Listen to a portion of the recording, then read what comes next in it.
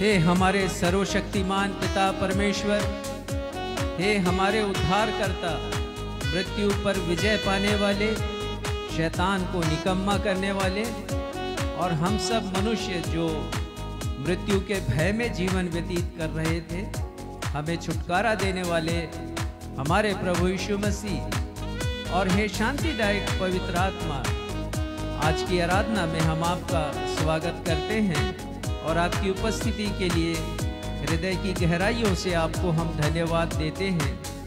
भजनकार लिखते हैं, मैं जीवन भर यहोवा का भजन गाता रहूँगा, जब तक मैं बना रहूँगा तब तक अपने परमेश्वर का भजन गाता रहूँगा। और वो आगे लिखते हैं, मेरा ध्यान करना परमेश्वर को प्रिय लगे। जी हाँ प्यारे भाइयों और बहनों, हमारा गीत गाना, हमारी आराधना, हमारी भक्ति, हमारी प्रार्थना, वचन का पढ़ना और वचन के प्रचार को सुनना परमेश्वर को प्रिय लगे, परमेश्वर उसे ग्रहण करे। और वो कहते हैं कि मैं यहोवा के कारण आनंदित रहूँगा।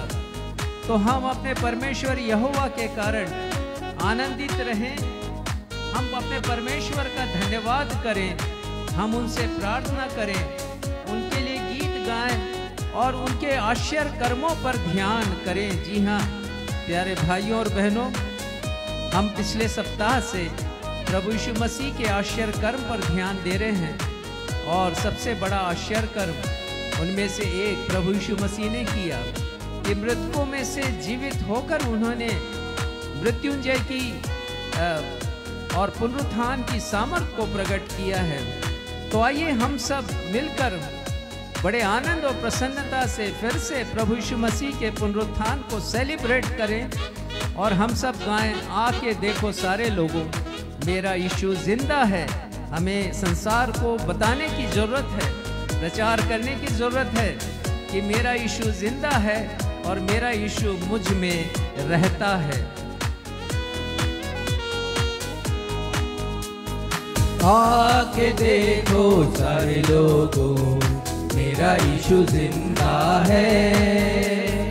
वो जगत का उद्धार करता है, पापी को बचाता है। आके देखो सारे लोगों, मेरा यीशु जिंदा है। वो जगत का उद्धार करता है, पापी को बचाता है।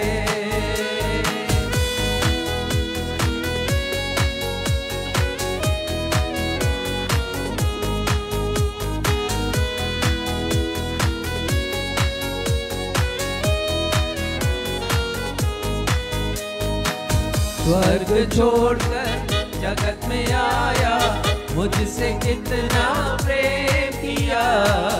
मेरे बदले क्रूस उठाकर खुद उस पर बलिदान हुआ।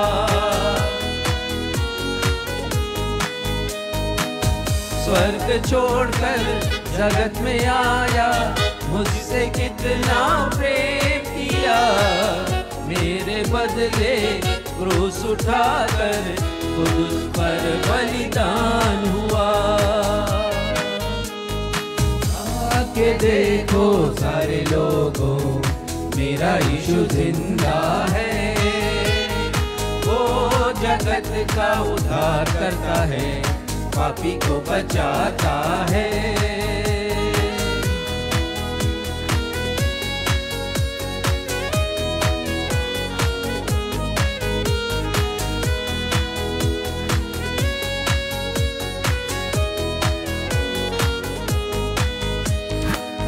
करके वादा हो गया है, जगत में फिर वो आएगा।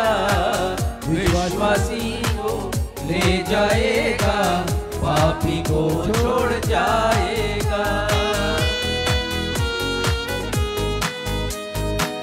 करके वादा हो गया है, जगत में फिर वो आएगा। विश्वासियों को ले जाएगा, पापी को छोड़ जाएगा।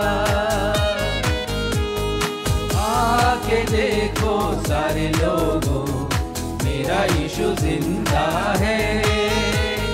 वो जगत का उद्धार करता है, पापी को बचाता है।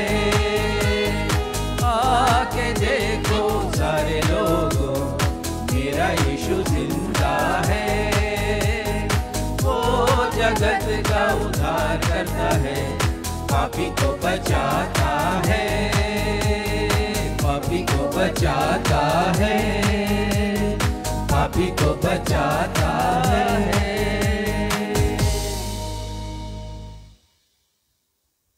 नवजीवन इवेंजलिकल चर्च की 320वीं 328 ऑन एवं ऑफलाइन रविवारी आराधना में मैं क्षितिज मसीह आप समस्त प्रभु भक्तों का अपने उद्धारकर्ता एवं मृत्युंजयी प्रभु यीशु मसीह के नाम में स्वागत करता हूं एवं आप सबों को जय यीशु, यीशु सहाय, शालोम, जय मसीह की और प्रेज द लॉर्ड कहता हूं। Praise the Lord.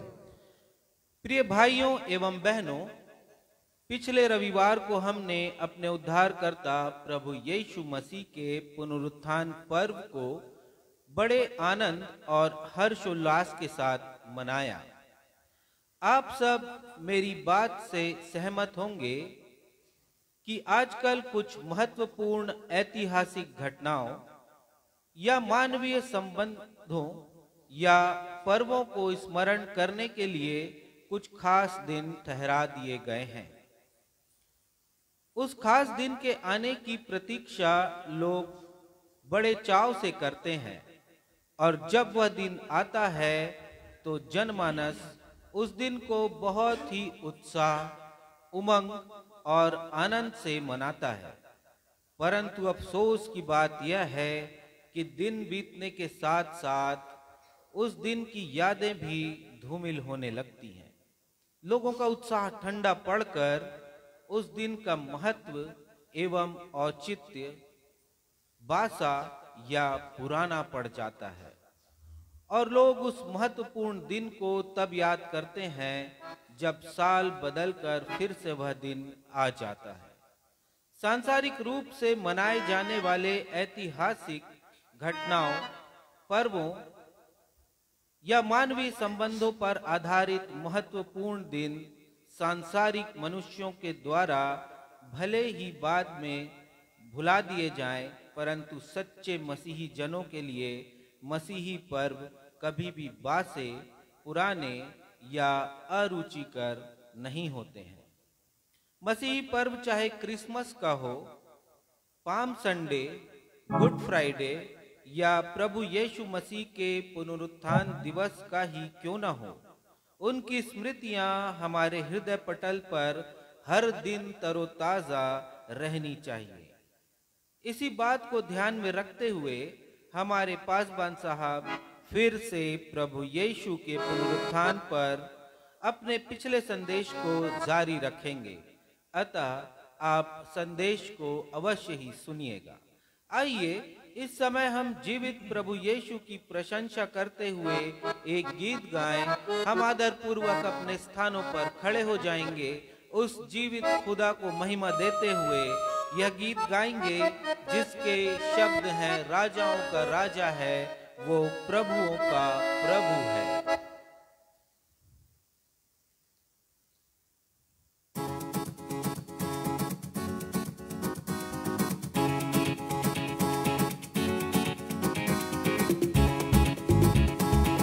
जी हाँ प्यारे भाइयों और बहनों, बहुतों के लिए पुनरुत्थान दिवस का महत्व केवल एक दिन के लिए था और पुनरुत्थान दिवस बीतने के पश्चात उसका महत्व भी कम हो गया। शायद ही गिनी चुनी कलीसियाओं में प्रभु यीशु मसीह के रिजरेक्शन या पुनरुत्थान पर प्रचार आज के दिन किया जाएगा।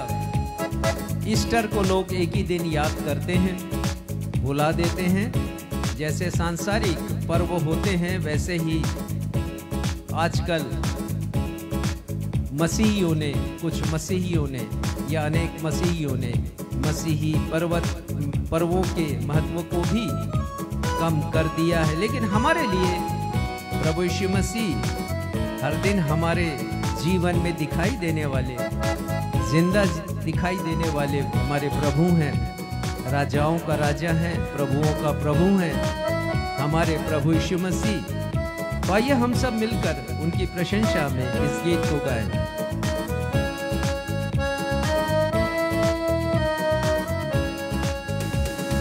राजाओं का राजा है, वो प्रभुओं का प्रभु है। राजाओं का राजा है, वो प्रभुओं का प्रभु है। प्रभु यीशु मसीह, प्रभु यीशु मसीह, प्रभु यीशु मसीह, प्रभु यीशु मसीह। राजाओं का राजा है, वो प्रभुओं का प्रभु है। राजाओं का राजा है, वो प्रभुओं का प्रभु है।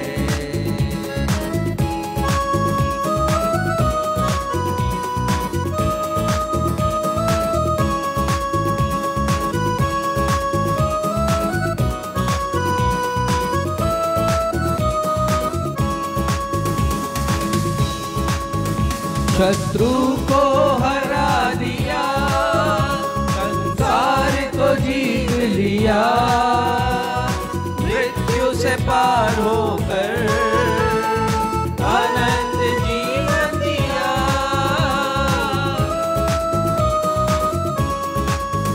शत्रु को हरा दिया, संसार को जीत लिया, मृत्यु से पार होकर अनंत जीवन दिया। विधियों का काले विरोध में जो मिटा डाला, विधियों का काले विरोध में जो मिटा डाला। राजाओं का राजा है, वो प्रभुओं का प्रभु है। राजाओं का राजा है, वो प्रभुओं का प्रभु है।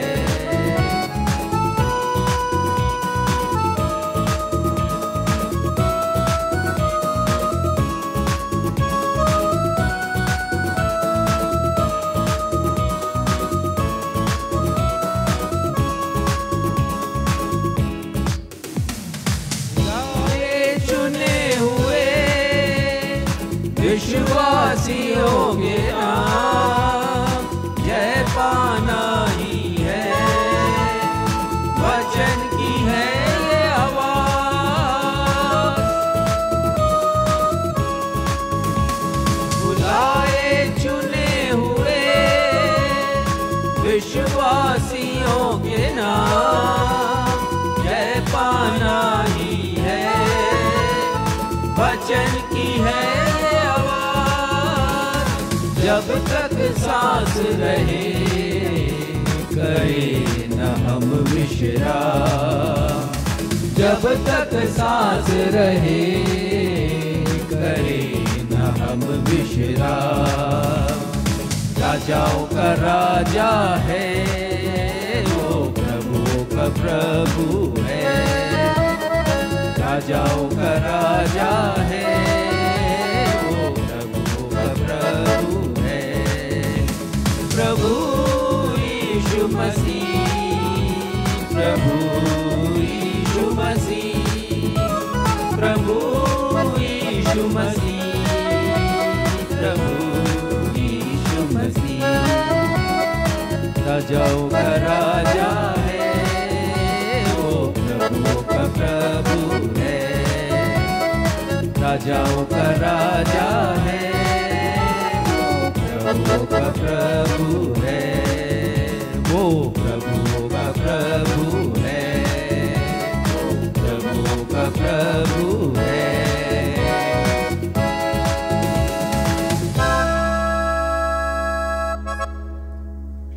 हम इसी स्थिति में अपने स्थानों पर खड़े रहते हुए पवित्र शास्त्र में से आज के लिए लिए गए उत्तरवादी पाठ के लिए निकाल लेंगे भजन संहिता की पुस्तक अध्याय 95 पद 1 से 11, भजन संहिता 95 पद 1 से 11, और इसे पढ़ने में अगुवाई भाई सक्षम मसीह करेंगे।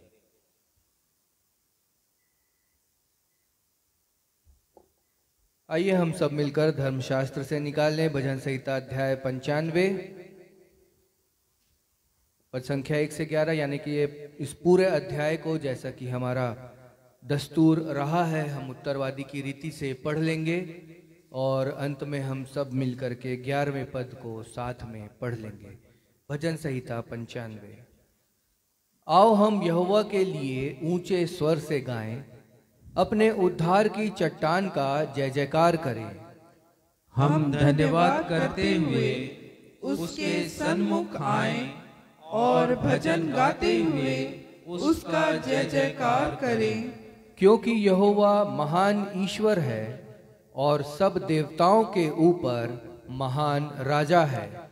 पृथ्वी को गहरे स्थान उसी के हाथ में है और पहाड़ियों की चोटियां भी उसी की हैं।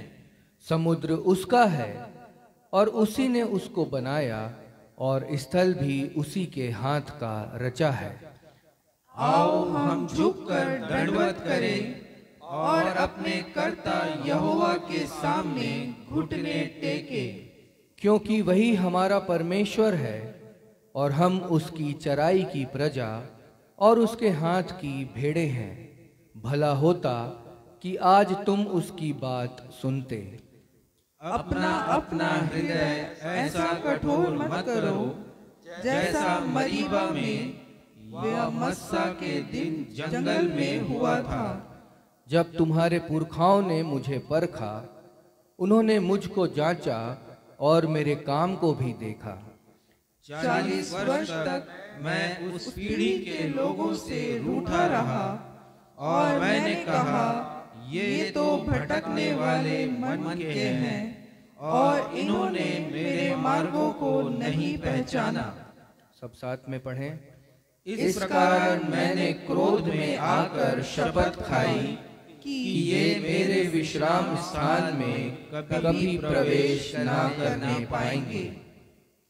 ये सत्य और जीवित परमेश्वर का, हमारे उद्धार की चट्टान प्रभु यीशु मसीह का सत्य और जीवित वचन है। परमेश्वर पिता, प्रभु यीशु मसीह और पवित्र आत्मा वचन के पढ़े जाने, सुने जाने और समझे जाने पर हम में से हर एक को अपनी बहुतायत की आशीषों से परिपूर्ण करें। हम सब कहें आमीन। आमीन। कलीसिया अपना स्थान ग्रहण करे। अब हमारी कलीसिया के पासबान साहब रेवरेंड राजेश मसीह को अवसर होगा कि वे हम सबों को कलीसियाई सूचनाओं से अवगत कराएंगे। सूचनाओं के पश्चात वे हम सबों के लिए मध्यस्थता की प्रार्थना में अगुवाई करेंगे। यदि आप हमारे ऑनलाइन दर्शक जो हमारे साथ जुड़े हुए हैं या आने वाले दिनों में इस ऑनलाइन आराधना में शामिल होंगे, प्रसारण को देखते हुए यदि आप लोगों के पास कोई प्रार्थना निवेदन है जिन्हें आप हमारे साथ शेयर करना चाहते हैं या कोई गवाही है जिसे आप हमारे साथ शेयर करना चाहते हैं और आप अपने उस आनंद को, अपनी उस गवाही के आनंद को दुगना करना चाहते हैं, तो हमारे साथ जरूर शेयर कीजिए। इसके लिए आप फेसबुक के कमेंट बॉक्स पर, यूट्यूब के कमेंट बॉक्स पर या व्हाट्सएप के माध्यम से हमारी कलीसिया के पासबान या हमारी नवजीवन इवेंजलिकल कलीसिया से संपर्क कर सकते हैं।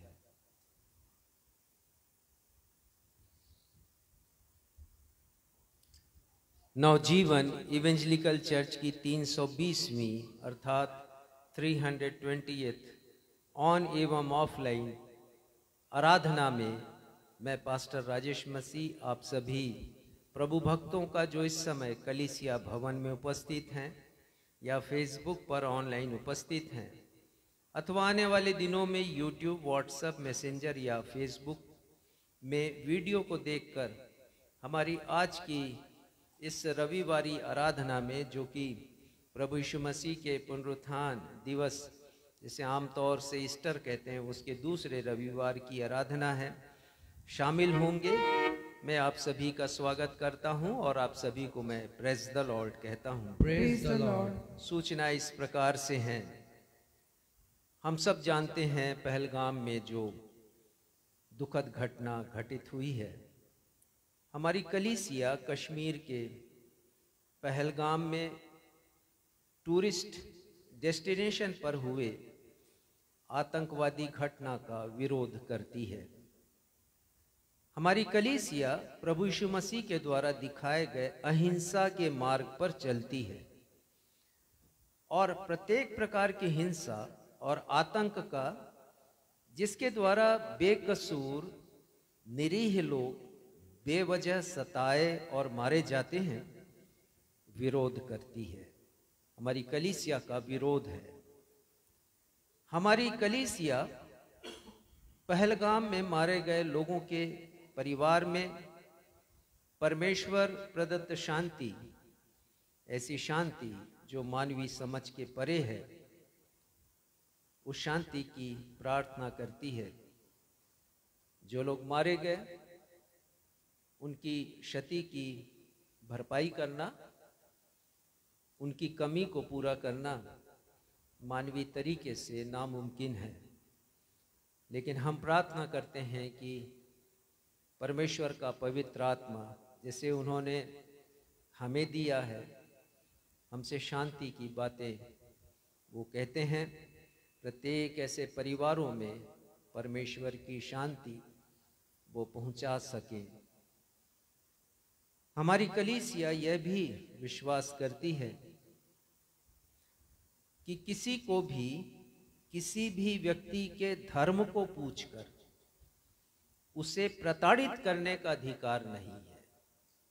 हमारी कलीसिया यह भी विश्वास करती है, केवल कुछ खास धर्म के लोगों को पूछने की बात नहीं, किसी भी व्यक्ति के धर्म को पूछना उचित नहीं है। हमारी कलीसिया ये विश्वास करती है कि धर्म को पूछकर यदि कोई किसी को प्रताड़ित करता है तो ये नाजायज है और संविधान प्रदत्त अधिकारों का दुरुपयोग है। हमारी ऑनलाइन मिनिस्ट्री पैशन वीक के दौरान जो हुई है, परमेश्वर पिता को हम धन्यवाद देते हैं हृदय से। पाम संडे से लेकर प्रभु यीशु के पुनरुत्थान दिवस, जिसे आमतौर से ईस्टर कहते हैं, आप सभी को बताना चाहूँगा परमेश्वर के नाम की महिमा के लिए कि हमारे प्रसारणों को 17,100 लोगों ने देखा और सुना है। परमेश्वर पिता की हम महिमा करते हैं। इस दौरान सैकड़ों लाइकिंग समय मिले हैं और सैकड़ों लोगों के कमेंट्स हमें मिले हैं, उत्साहजनक कमेंट्स। इन सारी बातों के लिए हम सारी महिमा, सारी प्रतिष्ठा, सारा गौरव, सारा मान और सम्मान अपने प्रभु यीशु मसीह को देते हैं। प्रार्थना अनुरोध इस प्रकार से है। हम प्रार्थना करते हैं बेटे हितेश सोनवानी के लिए। उनकी गंभीर स्थिति है, मिर्गी से पीड़ित हैं वो, एपिलेप्सी जिसे कहते हैं।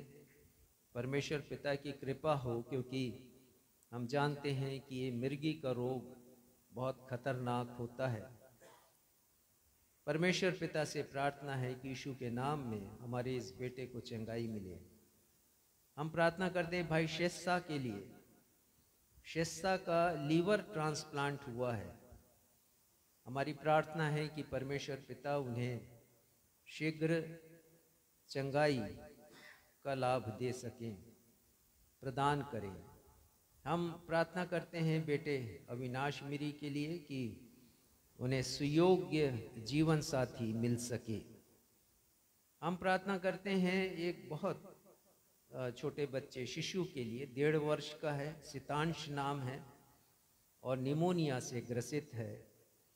उनकी माँ ने मुझे बताया कि उस बच्चे का हृदय भी बड़ा हो गया आकार में, हार्ट एनलार्जमेंट है। प्रार्थना करते हैं परमेश्वर पिता की चंगाई भरा स्पर्श, जिसके लिए हमने प्रार्थना की थी, हमारे उस छोटे शिशु को प्राप्त हो सके। उसी प्रकार हम अपने एक और दर्शक के लिए, ऑनलाइन दर्शक शाहनवाज के बेटे के लिए प्रार्थना करते हैं। तेज बुखार है और उन्होंने बताया कि ये ब्रोकन फैमिली है उनकी, और वो चाहते हैं कि पत्नी रजामंदी से उनके पास फिर से वापस आ सके। परमेश्वर पिता की कृपा हो। भाई शैलेंद्र हेनरी के लिए प्रार्थना करते हैं। कैटरेक्ट की सर्जरी हुई है। परमेश्वर पिता शीघ्र स्वास्थ्य लाभ प्रदान करें। परमेश्वर पिता को धन्यवाद देते हैं। भाई मनबोध के लिए, जैसा आपको स्मरण होगा, पिछले दिनों हमने उनके लिए प्रार्थना की थी। एक्सीडेंट हुआ था, सिर और कांधे पर संघातक चोटें आई थीं, लेकिन प्रभु ने प्रार्थना सुना, उनके जख्मों को ठीक किया उन्होंने, और अभी वो पूर्ण स्वास्थ्य लाभ करके चंगाई की ओर, पूर्ण चंगाई की ओर अग्रसर हो रहे हैं। परमेश्वर पिता को धन्यवाद। आइए इन सारे निवेदनों को हम अपने उद्धारकर्ता प्रभु यीशु के नाम में अपने पिता परमेश्वर के सिंहासन के समक्ष रखें। ये हमारे परमेश्वर पिता, हमारे उद्धारकर्ता और हमारे माध्यम प्रभु यीशु मसीह के द्वारा हम इन सारे निवेदनों को, अपनी विनतियों को आपके सन्मुख रखते हैं। प्रार्थना करते हैं पिता, पहलगाम में जो भी आतंकवादियों ने घटनाएं की हैं, दुखद हैं, बहुतों के परिवार उजड़ गए। प्रार्थना करते हैं सभी के लिए। जैसे अभी हमने सूचना दी, हम प्रार्थना करते हैं कि आपकी असीम शांति जो मानवीय समझ के परे है, हमारे क्लेशों में जिसे प्रभु यीशु मसीह प्रदान करते हैं, वो शांति प्रत्येक परिवार को मिल सके। और होने दीजिए पिता कि उनके शारीरिक अनुपस्थिति से जो रिक्त स्थान बना है, पवित्र आत्मा की भरपूरी से वो भरा जा सके। साथ ही पिता, उन हर एक लोगों के परिवार के लिए प्रार्थना करते हैं कि जो दर्द उन्हें मिला है, जो पीड़ा हुई है, जो दुख मिला है, उसे सहने की क्षमता प्रदान करें। पिता, हम धन्यवाद देते हैं कि पिछले हफ्ते के प्रसारणों पर आपकी कृपा हुई। 17,100 से अधिक लोगों ने प्रसारणों का लाभ उठाया। पिता, वचन को सुना है और बहुत से लोगों ने यकीन किया है। हम आपको धन्यवाद देते हैं। प्रार्थना करते हैं कि इन दिनों जबकि हम देखते हैं परिस्थितियों को और हम ऑनलाइन सेवा कर रहे हैं, अधिक से अधिक लोगों के पास हम पहुंच सकें आपके वचन को लेकर, और ये वचन परिवर्तनकारी हो सके, लोगों के जीवन को बदलने वाला हो सके। जिनका जीवन वैसे ही बदला हुआ है प्रभु यीशु मसीह में, आत्मिक रीति से और भी उन्नत हो सके, अग्रसर हो सके, सिद्धता की ओर आगे कदम बढ़ा सकें, यही हमारी प्रार्थना है। पिता, हम शेष प्रार्थना अनुरोधों को भी, जिसे अभी हमने पढ़ा है, आपके सामने, आपके समक्ष रखते हैं। आपकी कृपा प्रत्येक लोगों के ऊपर चाहते हैं। हमारी प्रार्थना है पिता, जैसे जिसके लिए प्रार्थना की गई थी, कृपा करके सुनिएगा और उन्हें उस प्रार्थना का उत्तर दीजिएगा। धन्यवाद देते हैं हमारे भाई मनबोध को, आपने चंगाई दी, उन्होंने धन्यवाद कहा है आपको, और आपका दास होने के नाते उनके धन्यवाद को मैं आप तक पहुंचाता हूं। पिता, हम धन्यवाद देते हैं पुनः प्रभु यीशु मसीह के लिए कि उनकी जीवन गाथा केवल गोलगथा के क्रूस पर समाप्त नहीं हुई, लेकिन अपने वादे के अनुसार, अपनी घोषणा के अनुसार तीसरे दिन जी उठकर उन्होंने मृत्यु पर अपने सामर्थ्य को प्रकट किया। पुनरुत्थान की सामर्थ्य से वो जीवित हुए और हमें संदेश दिया कि मृत्यु हमारे लिए भय का विषय नहीं, डरने का विषय नहीं, परंतु एक ऐसा आरंभ है जिसका कोई अंत नहीं। हमारी प्रार्थना है पिता कि हम प्रभु यीशु मसीह के पुनरुत्थान को केवल एक दिन तक सीमित ना रखें, सेलिब्रेट करें हर दिन। प्रभु यीशु मसीह के जन्मदिन को, प्रभु यीशु मसीह के क्रूस पर बलिदान को और प्रभु यीशु मसीह के पुनरुत्थान को हम मनाएं, हर दिन हम स्मरण करें, ताकि वो प्रभु यीशु जो इस दुनिया में आए, जिन्होंने वादा किया हमारे हृदय में रहने का, हमारे हृदय में वास करे। वो असीमित हैं, हम उन्हें सीमित कभी ना करें। वो विशाल हैं, हम कभी उन्हें छोटा ना बनाएं। पिता आज की आराधना को, प्रत्येक गीतों को, वचन को, इसे अभी पढ़ा जाएगा, अपनी भेंटों को और वचन के प्रचार को आपके सामर्थी हाथों में सौंपते हैं और अपनी इस प्रार्थना को आपके बेटे हमारे उद्धारकर्ता प्रभु यीशु मसीह के महान सामर्थी, अद्वितीय, प्रशंसनीय नाम में मांग लेते हैं। सुनिए और स्वीकार कीजिएगा। हम सब कहें आमीन। प्रभु की प्रार्थना भी हम सब मिलकर करेंगे। हे हमारे पिता, आप जो स्वर्ग में हैं, आपका नाम पवित्र माना जाए, आपका राज्य आए, आपकी इच्छा जैसे स्वर्ग में पूरी होती है वैसे इस पृथ्वी पर भी पूरी हो। हमारे दिन भर की रोटी आज हमें दीजिए और जिस प्रकार हमने अपने अपराधियों को क्षमा किया है वैसे हमारे अपराधों को क्षमा कीजिए। हमें परीक्षा में नहीं डालिए बल्कि बुराई से बचाइए, क्योंकि राज्य, पराक्रम और महिमा सदा आपके हैं। आमीन।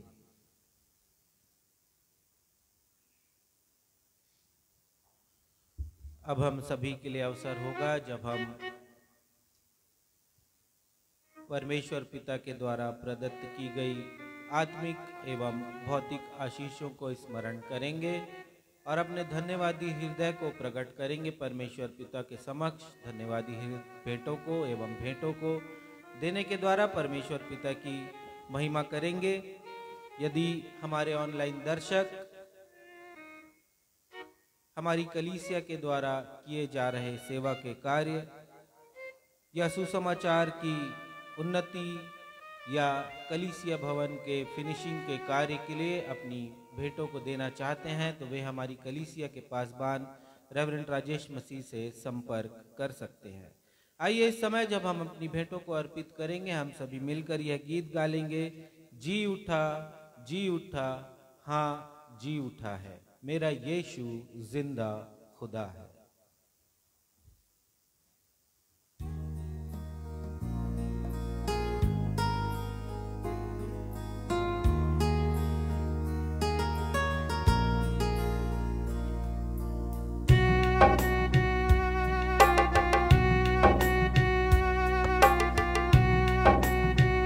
परमेश्वर के एक बहुत अच्छे दास हुए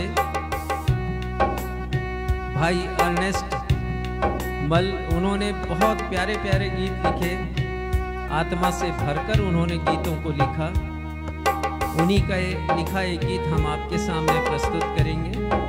जी उठा यीशु जी उठा, हाँ जी उठा है। करीब 35 वर्ष हुए उन्होंने इस गीत की रचना की थी और अभी वो हमारे मध्य में नहीं है, वो जीवित हैं, प्रभु यीशु के पास है।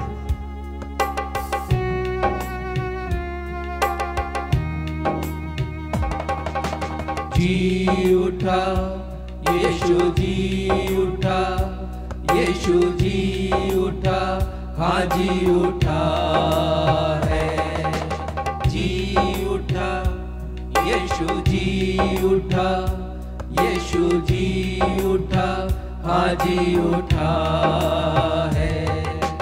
हालेलुया हालेलुया हालेलुया हालेलुया, यीशु मेरा जिंदा है। हालेलुया यीशु मेरा जिंदा है। Hallelujah hallelujah hallelujah hallelujah hallelujah, यीशु मेरा जिंदा है। हालेलुया यीशु मेरा जिंदा है। हालेलुया मेरा यीशु जिंदा हुआ है, मेरा यीशु जिंदा हुआ है, मेरा यीशु जिंदा हुआ है, मेरा यीशु जिंदा हुआ है, मेरा यीशु जिंदा हुआ है, मेरा यीशु जिंदा हुआ है।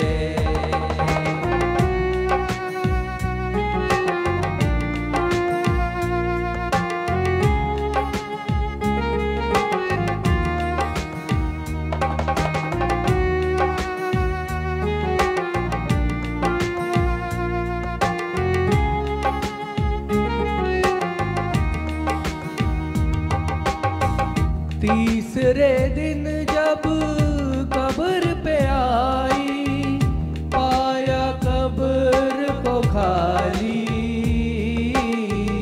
पाया कब्र को खाली। तीसरे दिन जब कब्र पे आई, पाया कब्र को खाली, पाया कब्र को खाली। हुई घबराहट, डर कर बोली, किसने लाश चुरा ली, किसने लाश चुरा ली। हुई घबराहट, डर कर बोली, किसने लाश चुरा ली, किसने लाश चुरा ली।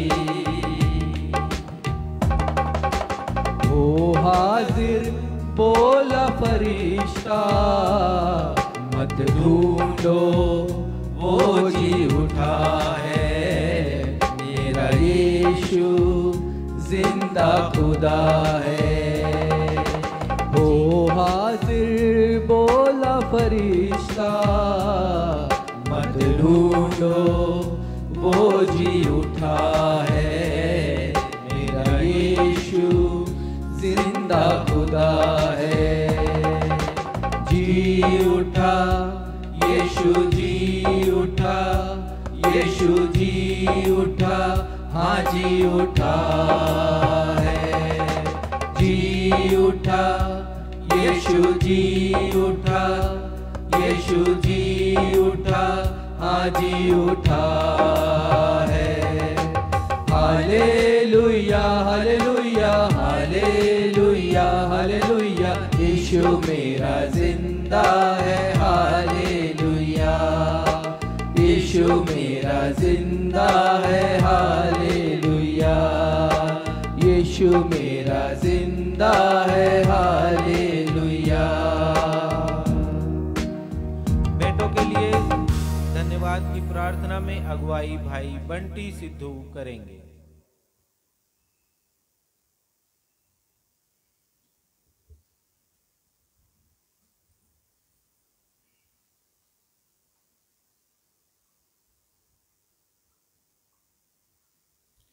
आइए प्रार्थना करें। आकाश और पृथ्वी के मालिक, सेनाओं के यहोवा, आपके प्रिय बेटे हमारे उद्धारकर्ता यीशु मसीह के नाम से हम सभी आपके अनुग्रह के सिंहासन के पास आते हैं। प्यारे परमेश्वर, आपके पवित्र कलाम में लिखा है पिता परमेश्वर कि अवसर को बहुमूल्य जानो क्योंकि दिन बुरे हैं। खुदा बाप, दिन बहुत सचमुच बहुत बुरे हैं प्रभु, लेकिन हम आपका धन्यवाद करते हैं पिता परमेश्वर कि हम आपके भवन में पाए जाते हैं। हम आपका शुक्रिया करते हैं मेरे खुदा। ऑनलाइन ऑफलाइन जितने भी भाई बहन मौजूद हैं पिता परमेश्वर, उनके लिए हम आपका कोटि कोटि धन्यवाद करते हैं। प्रभु दया कीजिए पिता परमेश्वर, इसी प्रकार आप हमें अपने गले से लगा के रखिए प्रभु। जिस तरह एक मुर्गी अपने बच्चों को छिपा के रखती है पिता परमेश्वर, इस तरह आप हमें छिपा के रखिए प्रभु जी। हम आपका धन्यवाद करते हैं प्रभु। इस बुरे दिनों में पिता परमेश्वर कहीं शांति नहीं है मेरे खुदा, कहीं शांति नहीं है।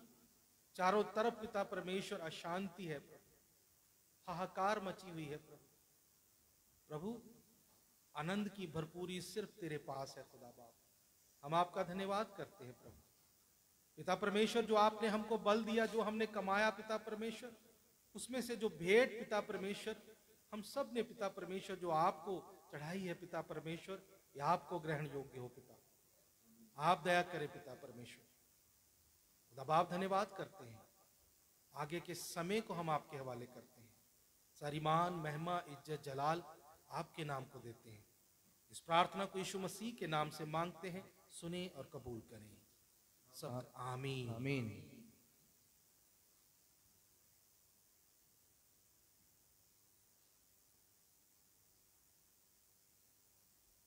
पवित्र शास्त्र बाइबल से पाठों के पठन का अवसर होगा। पहला पाठ जो पुराने नियम से लिया गया है, यहेजकेल नबी की पुस्तक अध्याय 36 पद 25 से 27। यहेजकेल 36 पद 25 से 27। इसे पढ़ने में अगुवाई बहन आकांक्षा मसीह करेंगी। दूसरा पाठ जो नए नियम से लिया गया है, इब्रानियों की पत्री अध्याय 3 पद 12 से 15। इब्रानियों 3 पद 12 से 15। इसे पढ़ने में अगुवाई श्रीमती बीना मसीह करेंगी।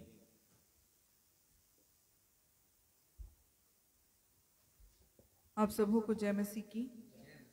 मैं आप लोगों के सामने पुराने नियम से पढ़ लूंगी। यहेजकेल अध्याय 36 पद 25 से लेकर 27। मैं तुम पर शुद्ध जल छिड़कूंगा और तुम शुद्ध हो जाओगे, और मैं तुमको तुम्हारी सारी अशुद्धता और मूर्तों से शुद्ध करूंगा। मैं तुमको नया मन दूंगा और तुम्हारे भीतर नई आत्मा उत्पन्न करूंगा, और तुम्हारी देह में से पत्थर का हृदय निकालकर तुमको मांस का हृदय दूंगा। मैं अपना आत्मा तुम्हारे भीतर देकर ऐसा करूंगा कि तुम मेरी विधियों पर चलोगे और मेरे नियमों को मानकर उनके अनुसार करोगे। परमेश्वर अपने पढ़े हुए वचन पर आशीष दे। हम सब कहें आमीन।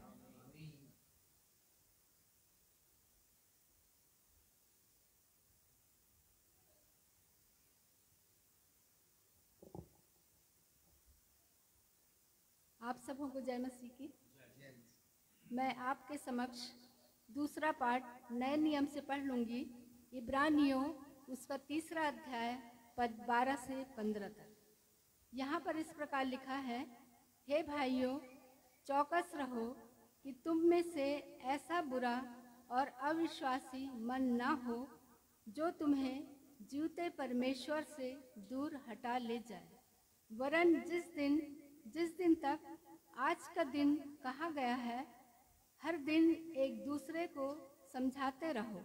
ऐसा न हो कि तुम में से कोई जन पाप के छल में आकर कठोर हो जाए, क्योंकि हम मसीह के भागीदार हुए हैं। यदि हम अपने प्रथम भरोसे पर अंत तक दृढ़ता से स्थिर रहें, जैसा कहा जाता है, यदि आज तुम उसका शब्द सुनो तो अपने मनों को कठोर न करो, जैसा कि क्रोध दिलाने के समय किया था। यह परमेश्वर का जीवित सत्य वचन है। परमेश्वर इसके पढ़े एवं सुने जाने पर हम सबों को आशीष प्रदान करें। हम सब कहें आमीन। आमीन। सुसमाचार पाठ के आधार में कलीसिया अपने स्थानों पर खड़े हो जाएगी और आज का सुसमाचार का पाठ जो लिया गया है, लूका रचित सुसमाचार अध्याय 24 पद 13 से 16, तत्पश्चात पद 25 से 31। लूका 24 13 से 16 एवं पद 25 से 31। और इसे पढ़ने में अगुवाई कलीसिया के पासवान रेवरेंड राजेश मसीह करेंगे।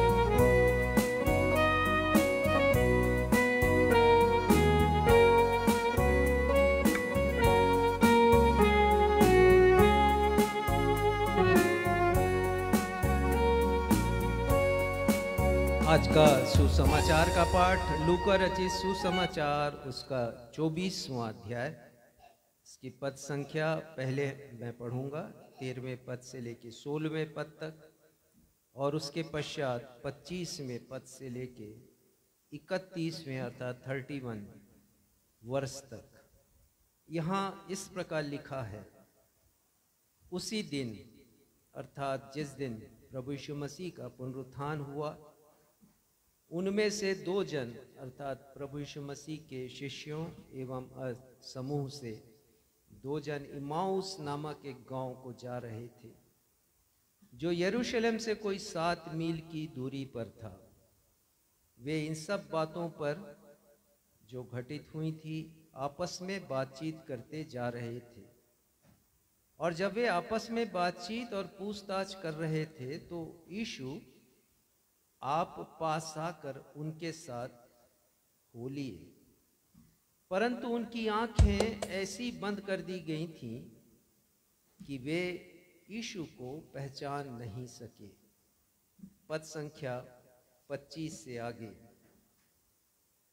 तब यीशु ने उनसे कहा, हे निर्बुद्धियों और भविष्यद्वक्ताओं की सब बातों पर विश्वास करने में मंदमतियों, क्या अवश्य ना था कि मसीह ये दुख उठाकर अपनी महिमा में प्रवेश करे?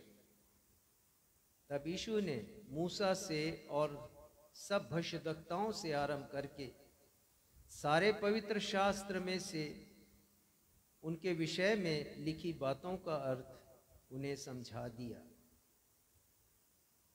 इतने में वे उस गांव के पास पहुंचे जहां वे जा रहे थे, और यीशु के ढंग से ऐसा जान पड़ा कि यीशु आगे बढ़ना चाहते हैं, परंतु उन्होंने यह कहकर यीशु को रोका, हमारे साथ रह, क्योंकि संध्या हो चली है और दिन बहुत ढल गया है।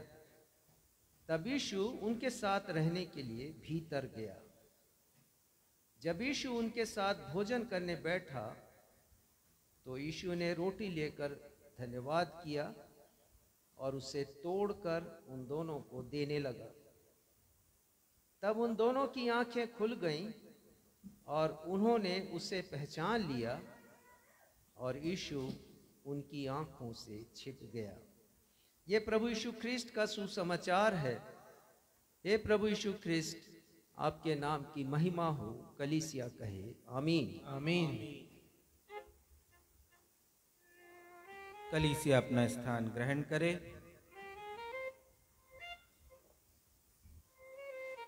अब हम सभी के लिए सुनहरा और आनंदमय समय होगा जब हम जीवित परमेश्वर के जीवित कलाम से, जीवित वचन से, परमेश्वर पिता के अभिषिक्त दास और हमारी कलीसिया के पासबान रेवरेंड राजेश मसीह से एक प्रेरणादायक, अर्थपूर्ण एवं सारगर्भित संदेश को सुन सकेंगे। और आज के संदेश का विषय है, प्रभु यीशु मसीह के कब्र के द्वार का पत्थर तो पहले ही हट चुका है, लेकिन हमारे मनों पर पड़े पत्थर कब हटेंगे? The stone of Lord Jesus' grave has already been rolled away. But when the stones lying on our minds will be rolled away. परंतु इससे पहले कि हम आज का संदेश सुने, हम संदेश से ताल्लुक रखता हुआ यह गीत मिलकर के गाएंगे। गीत के शब्द हैं, मुर्दों में क्यों ढूंढ रहे हो अपने जीवित प्रभु को, आओ देखो कब्र है खाली, देखो उसकी सामर्थ को।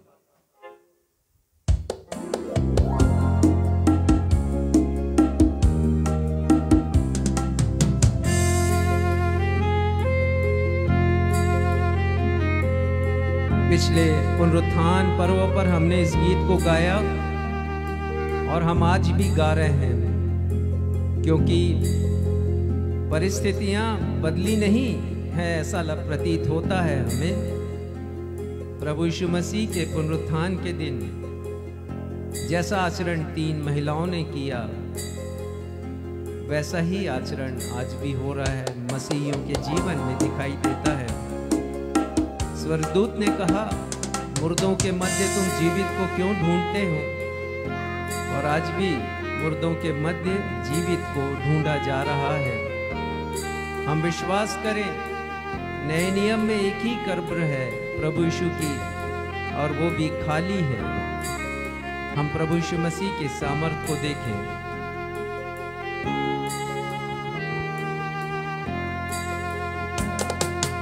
मुर्दों में क्यों ढूंढ रहे हो अपने जीवित प्रभु को। आओ देखो कब्र है खाली, देखो उसकी सामर्थ को। मुर्दों में क्यों ढूंढ रहे हो अपने जीवित प्रभु को। आओ देखो कब्र है खाली, देखो उसकी सामर्थ को। ओ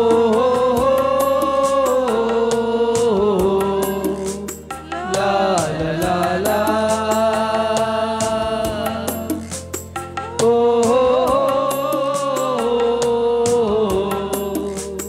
ला ला ला।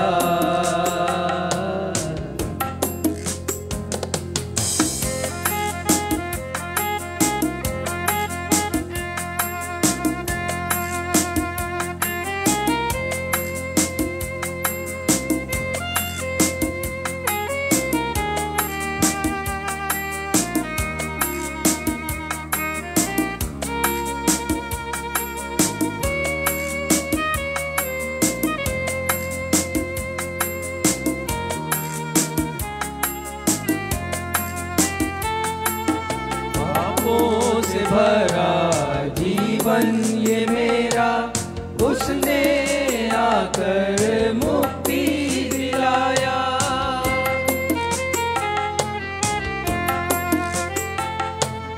पापों से भरा जीवन ये मेरा, उसने आकर मुक्ति दिलाया। देकर जीवन दान मसीह ने क्रूस पर लहू बहाया। कर दे अर्पण अपना सब कुछ अपने जीवित प्रभु को। आओ देखो कब्र है खाली, देखो उसकी सामर्थ को।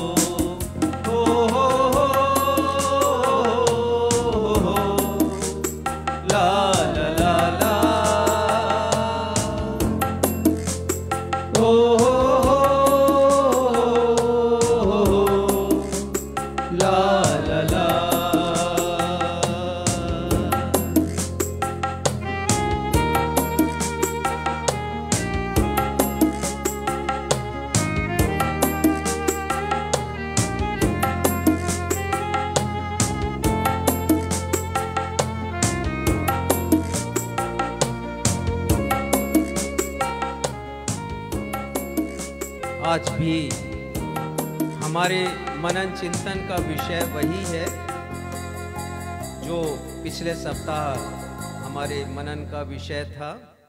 और विषय ये था कि प्रभु यीशु मसीह के कब्र के द्वार का पत्थर तो पहले ही हट चुका है, हमारे मनों पर पड़े पत्थर कब हटेंगे। तो हमारे मनों पर एक नहीं अनेक पत्थर है पवित्र शास्त्र के अनुसार, और इन पत्थरों ने हमारे हृदय पर कब्जा कर लिया है, जिन्हें हटाए जाने की आवश्यकता है। Stone of the Lord Jesus Christ grave has already been rolled away. When the stones of our hearts will be rolled away. आज हमारे मनन चिंतन का ये विषय है।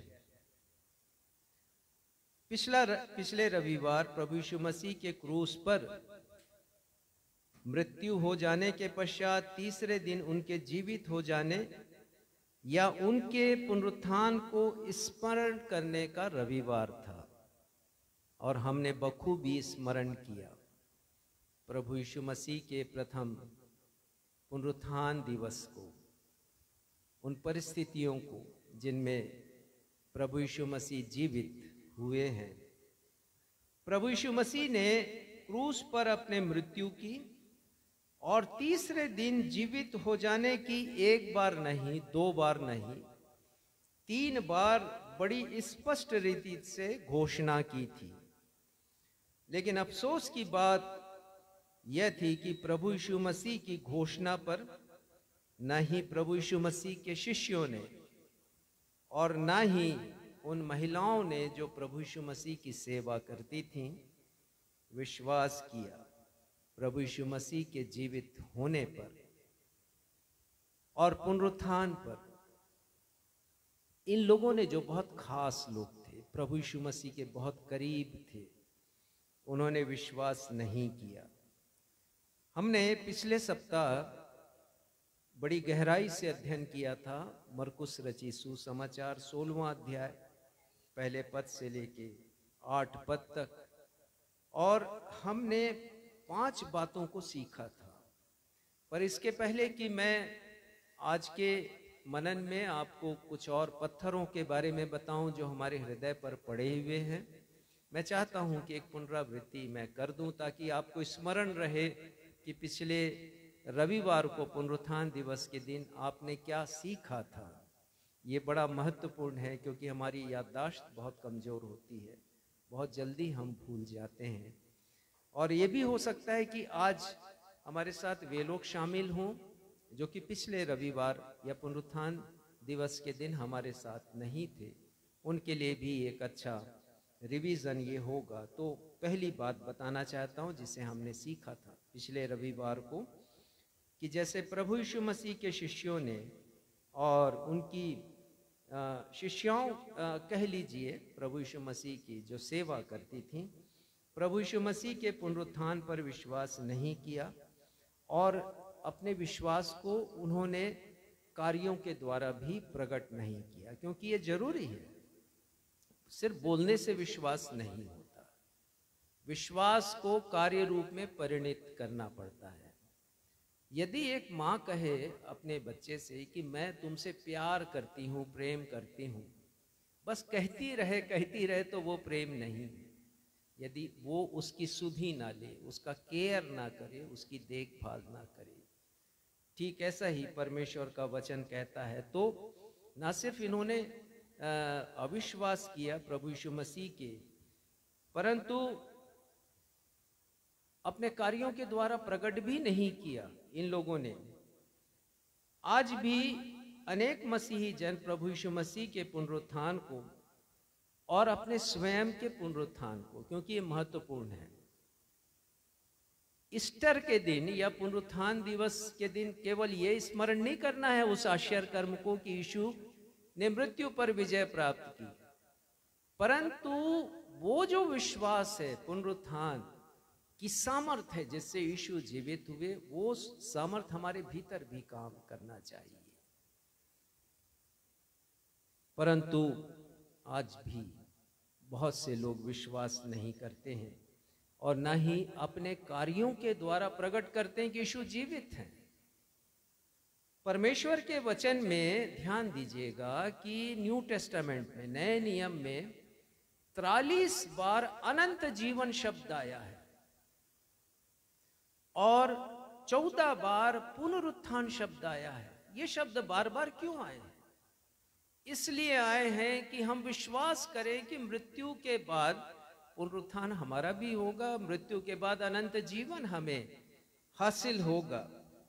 परंतु विडंबना यह है कि जैसे प्रभु यीशु मसीह के शिष्यों ने प्रभु यीशु मसीह के जीवित होने की घोषणा पर अपने विश्वास को अपने कार्यों के द्वारा प्रकट नहीं किया, वैसे ही आज भी बहुत से मसीही अपने विश्वास को जो प्रभु यीशु मसीह के पुनरुत्थान पर वो प्रकट करते हैं, खासकर जब विश्वास वचन का अंगीकार करते हैं, अपने कार्यों के द्वारा प्रकट नहीं कर रहे हैं और न ही जीवित रहते हुए इस बात को प्रमाणित कर रहे हैं कि मृत्यु के बाद उन्हें अनंत जीवन मिलेगा। इसका प्रमाण यह है कि अनेक मसीह कहलाए जाने वाले लोग आज भी अपने प्रियजनों की कब्रों को पक्की कर रहे हैं और कब्रों को संवार रहे हैं। क्या सीखा है हमने? सुसमाचार का क्या वर्णन हमने पढ़ा है यीशु के जीवित होने के बारे में। स्वर्गदूतों ने किससे कब और क्या कहा है, क्यों नहीं ध्यान देते? हमें ध्यान देने की जरूरत है। दूसरी बात जो हमने सीखी थी, मरकुस 16 अध्याय उसके पहले, दूसरे, तीसरे पद का हमने अध्ययन किया था कि आज से 1992 वर्ष पहले प्रभु यीशु मसीह के सेविकाएं, जो सेविका थी प्रभु यीशु मसीह की, मरियम मगदलिनी, याकूब की माता मरियम और सलोमी, प्रभु यीशु मसीह के पुनरुत्थान की सुबह वो आती हैं। उनके मध्य में चर्चा का जो प्रमुख विषय था, जो मुख्य एजेंडा था उनके बात करने का, वो 4 बातें थीं। मैंने आपको बताया था, वो चर्चा कर रही थी यीशु की कब्र के बारे में, वो चर्चा कर रही थी प्रभु यीशु मसीह के मृतदेह के विषय में, वो चर्चा कर रही थी कब्र के द्वार के पत्थर के बारे में, और वो चर्चा कर रही थी सुगंधित वस्तुओं के बारे में। लेकिन प्रभु यीशु मसीह के पुनरुत्थान का कोई जिक्र नहीं था। ये विडंबना है, अफसोस की बात है। और हमने सीखा था कि आज भी अनेक मसीहियों के लिए प्रभु यीशु के पुनरुत्थान दिवस या ईस्टर का यही महत्व है, जैसे उनके लिए था कि ये सब चर्चा कर रही थी, उनके लिए भी चर्चा का विषय यही है कि हमारे प्रियजन हैं, हमारे जो बहुत खास लोग जिनकी मृत्यु हो गई और अभी इस समय वो नहीं हैं इस दुनिया में, और बहुत से मसीही लोग जाते हैं और सुगंधित वस्तु लेकर के जाते हैं, सब कुछ जाते हैं, लेकिन प्रभु यीशु मसीह के पुनरुत्थान की बातें लोग नहीं करते हैं। तो उन तीनों महिलाओं ने प्रभु यीशु मसीह के पुनरुत्थान दिवस पर जो कुछ किया था, वही आज बहुत से मसीही लोग भी कर रहे हैं।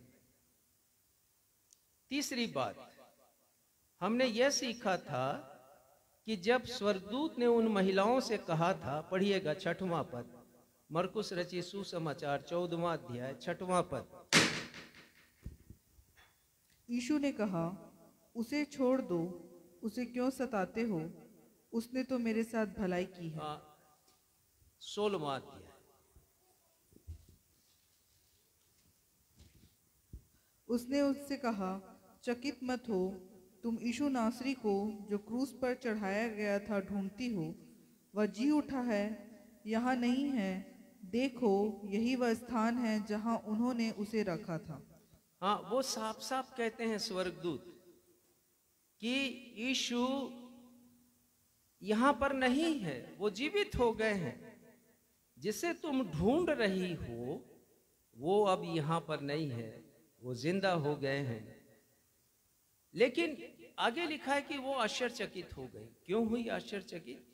क्योंकि वो सोच रही थी कि कैसे एक मृत व्यक्ति जीवित हो सकता है, और ये भी सोच रही थी कि जो कुछ सुगंधित वस्तुएं वो लाई थी उनके मृतदेह पर मलने के लिए, उसे सुरक्षित रखने के लिए, अब उसका कोई मूल्य नहीं, अब वो व्यर्थ हो गया।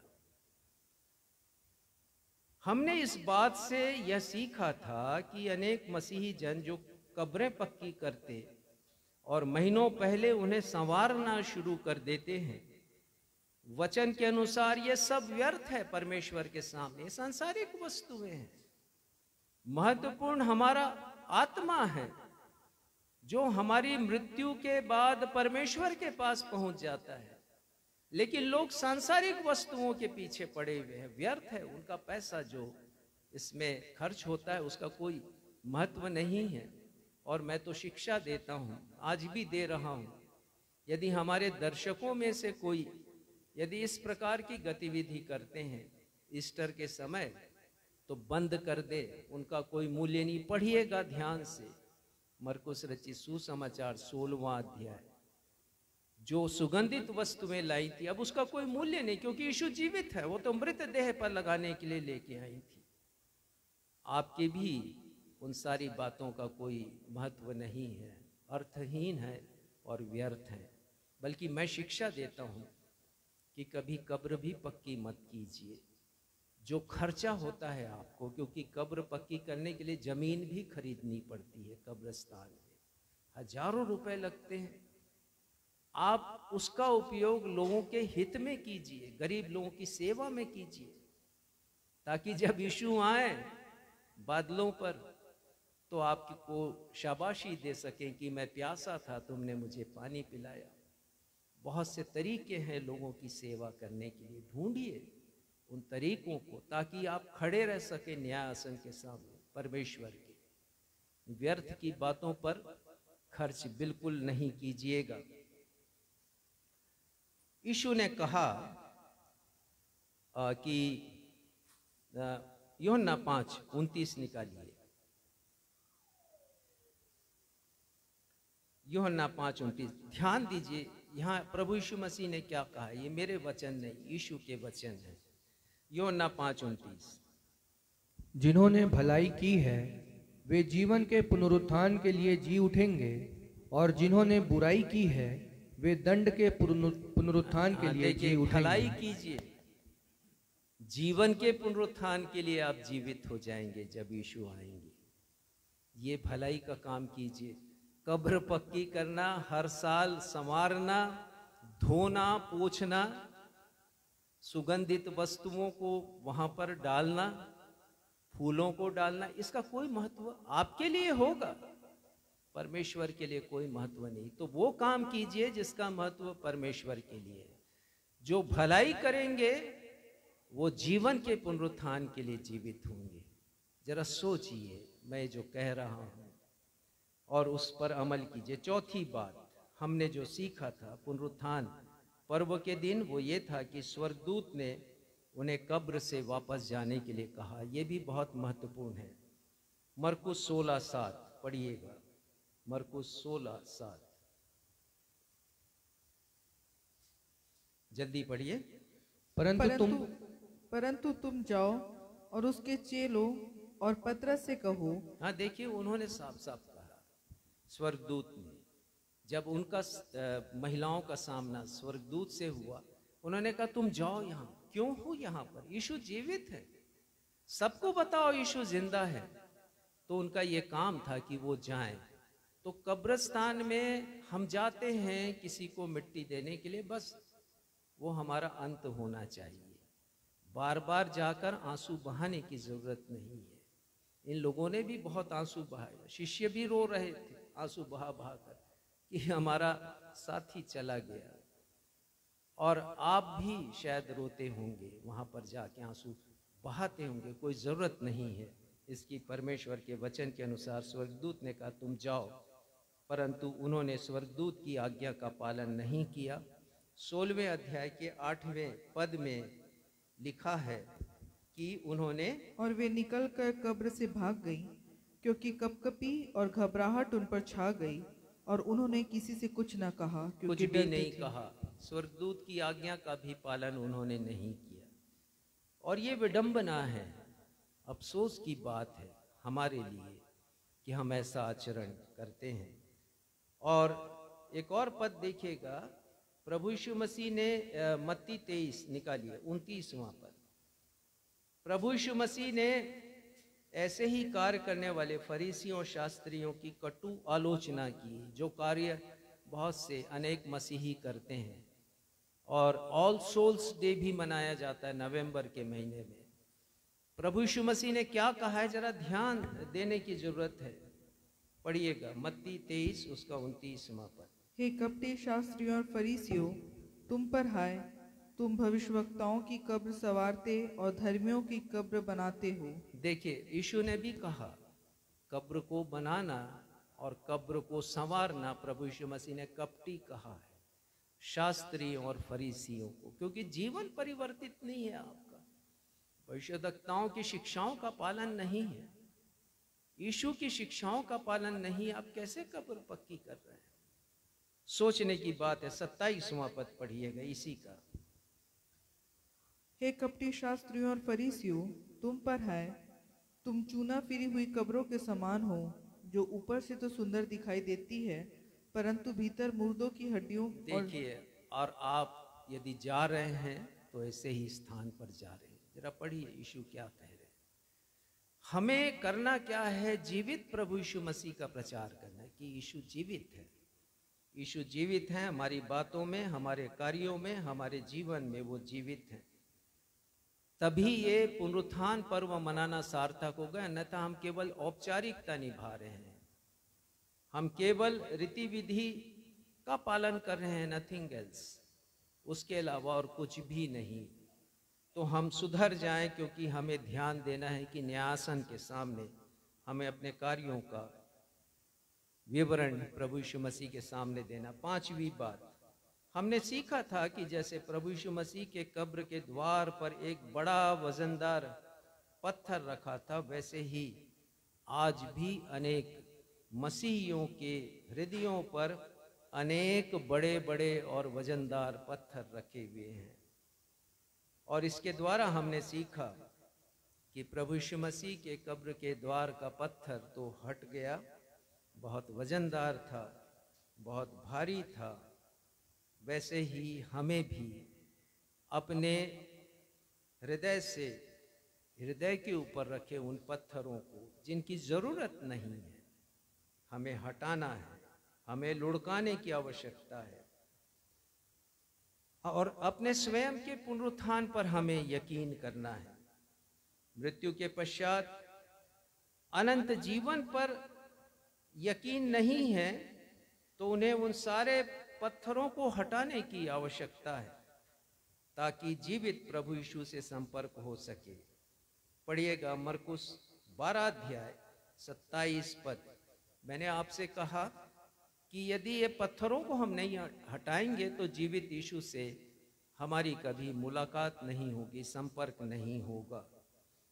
मरकुस 12:27 पद पढ़िएगा। परमेश्वर मरे हुओं का नहीं वरन जीवितों का परमेश्वर तो है। हमारा जो खुदावंद है, हमारा जो परमेश्वर है, वो जिंदों का परमेश्वर है, जीवितों का परमेश्वर है, मृतकों का परमेश्वर नहीं है।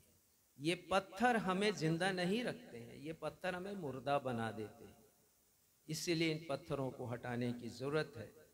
और 24वां पद इसी का पढ़िएगा। यीशु ने उनसे कहा, क्या तुम इस कारण से भूल में नहीं पड़े हो कि तुम ना तो पवित्र शास्त्र ही को जानते हो और ना ही परमेश्वर की सामर्थ को? प्रभु यीशु मसीह ने कहा कि हमें जानने की जरूरत है वचन में क्या लिखा है, और परमेश्वर के सामर्थ को जानने की जरूरत है। पर कोशिश हमें करनी है कि इन पत्थरों को हमें हटाना है। मार्था और मरियम के सामने भी पत्थर था, एक बहुत बड़ा अविश्वास का पत्थर था। यीशु क्यों नहीं आए? भाई की तबीयत खराब हुई, लाजर की मृत्यु हो गई, क्यों नहीं आए? पर यीशु को तो महिमा करनी थी परमेश्वर की। वो रुक गए 4 दिन, और जब पहुंचे हैं तो दोनों उदास हैं, मार्था भी मरियम भी अपने भाई के लिए आंसू बहा रहे हैं उन लोग। परंतु जो बातचीत हुई प्रभु यीशु मसीह की मार्था से, और प्रभु यीशु मसीह ने कहा, यूहन्ना 11वां अध्याय पढ़कर सुनाऊंगा। यीशु ने उससे कहा, पुनरुत्थान और जीवन मैं ही हूं, जो कोई मुझ पर विश्वास करता है वह यदि मर भी जाए तो भी वो जिएगा। प्रभु यीशु मसीह कहते हैं, विश्वास करे मुझ पर, मेरे पुनरुत्थान की सामर्थ पर। यदि कोई विश्वास करेगा तो मर भी जाए वो जीवित होगा। तो हमें विश्वास करने की जरूरत है प्रभु यीशु मसीह की सामर्थ पर, और सामर्थ ये है कि यीशु जिंदा है। हम उन्हें मृतकों में जाकर के ना ढूंढे, प्रिय जनों को भी ना ढूंढे, मृतकों में जाकर विश्वास करें। यदि कहते हैं कि वो जीवित हैं, परमेश्वर के पास हैं, तो विश्वास करें कि वो वहीं पर हैं। और यीशु कहते हैं 26वें पद में, जो कोई जीवता है और मुझ पर विश्वास करता है वो अनंत काल तक ना मरेगा। क्या तू इस बात पर विश्वास करती है? और मार्था ने कहा, हाँ प्रभु मैं विश्वास करती हूँ। आप सुसमाचारों को पढ़ लीजिए, मार्था और मरियम का नाम आपको नहीं मिलेगा जो कब्र पर गई है। ये दोनों नहीं गई। क्यों? क्योंकि यीशु की सामर्थ पर इन्होंने यकीन किया, और यकीन किया है कि मौत के बाद वो जीवित रहेंगी। उन्होंने प्रभु यीशु मसीह के महान सामर्थ को भी देखा है कि कैसे उन्होंने उनके भाई को जीवित किया है। तो ये जो संदेश है पिछले रविवार को जो मैंने दिया वो YouTube पर, फेसबुक पर उपलब्ध है और इस खास संदेश को 3000 से अधिक लोगों ने अभी तक देखा है, सुना है। और आप भी देखिए, सुनिए, आत्मिक ऊंचाइयों को स्पर्श कीजिए, लाइक कीजिए, हमारे प्रोत्साहन के लिए कमेंट कीजिए और साथ ही साथ शेयर कीजिए। सुसमाचार प्रचार का आप हिस्सा बनिएगा। तो आज के विषय पर हम आते हैं। मैं फिर से आपको स्मरण करा देता हूं जो आप आज का विषय है। प्रभु यीशु के कब्र के द्वार का पत्थर तो पहले ही हट चुका है, हमारे मनों पर पड़े पत्थर कब हटेंगे, ये प्रश्नवाचक चिन्ह है। और एक नहीं अनेक पत्थर है। The stone of lord Jesus Christ grave has already been rolled away when the stone lying on our hearts will be rolled away. तो ये विषय है आज का और जो सारांश है वो ये है कि हमें उन पत्थरों को हटाना है।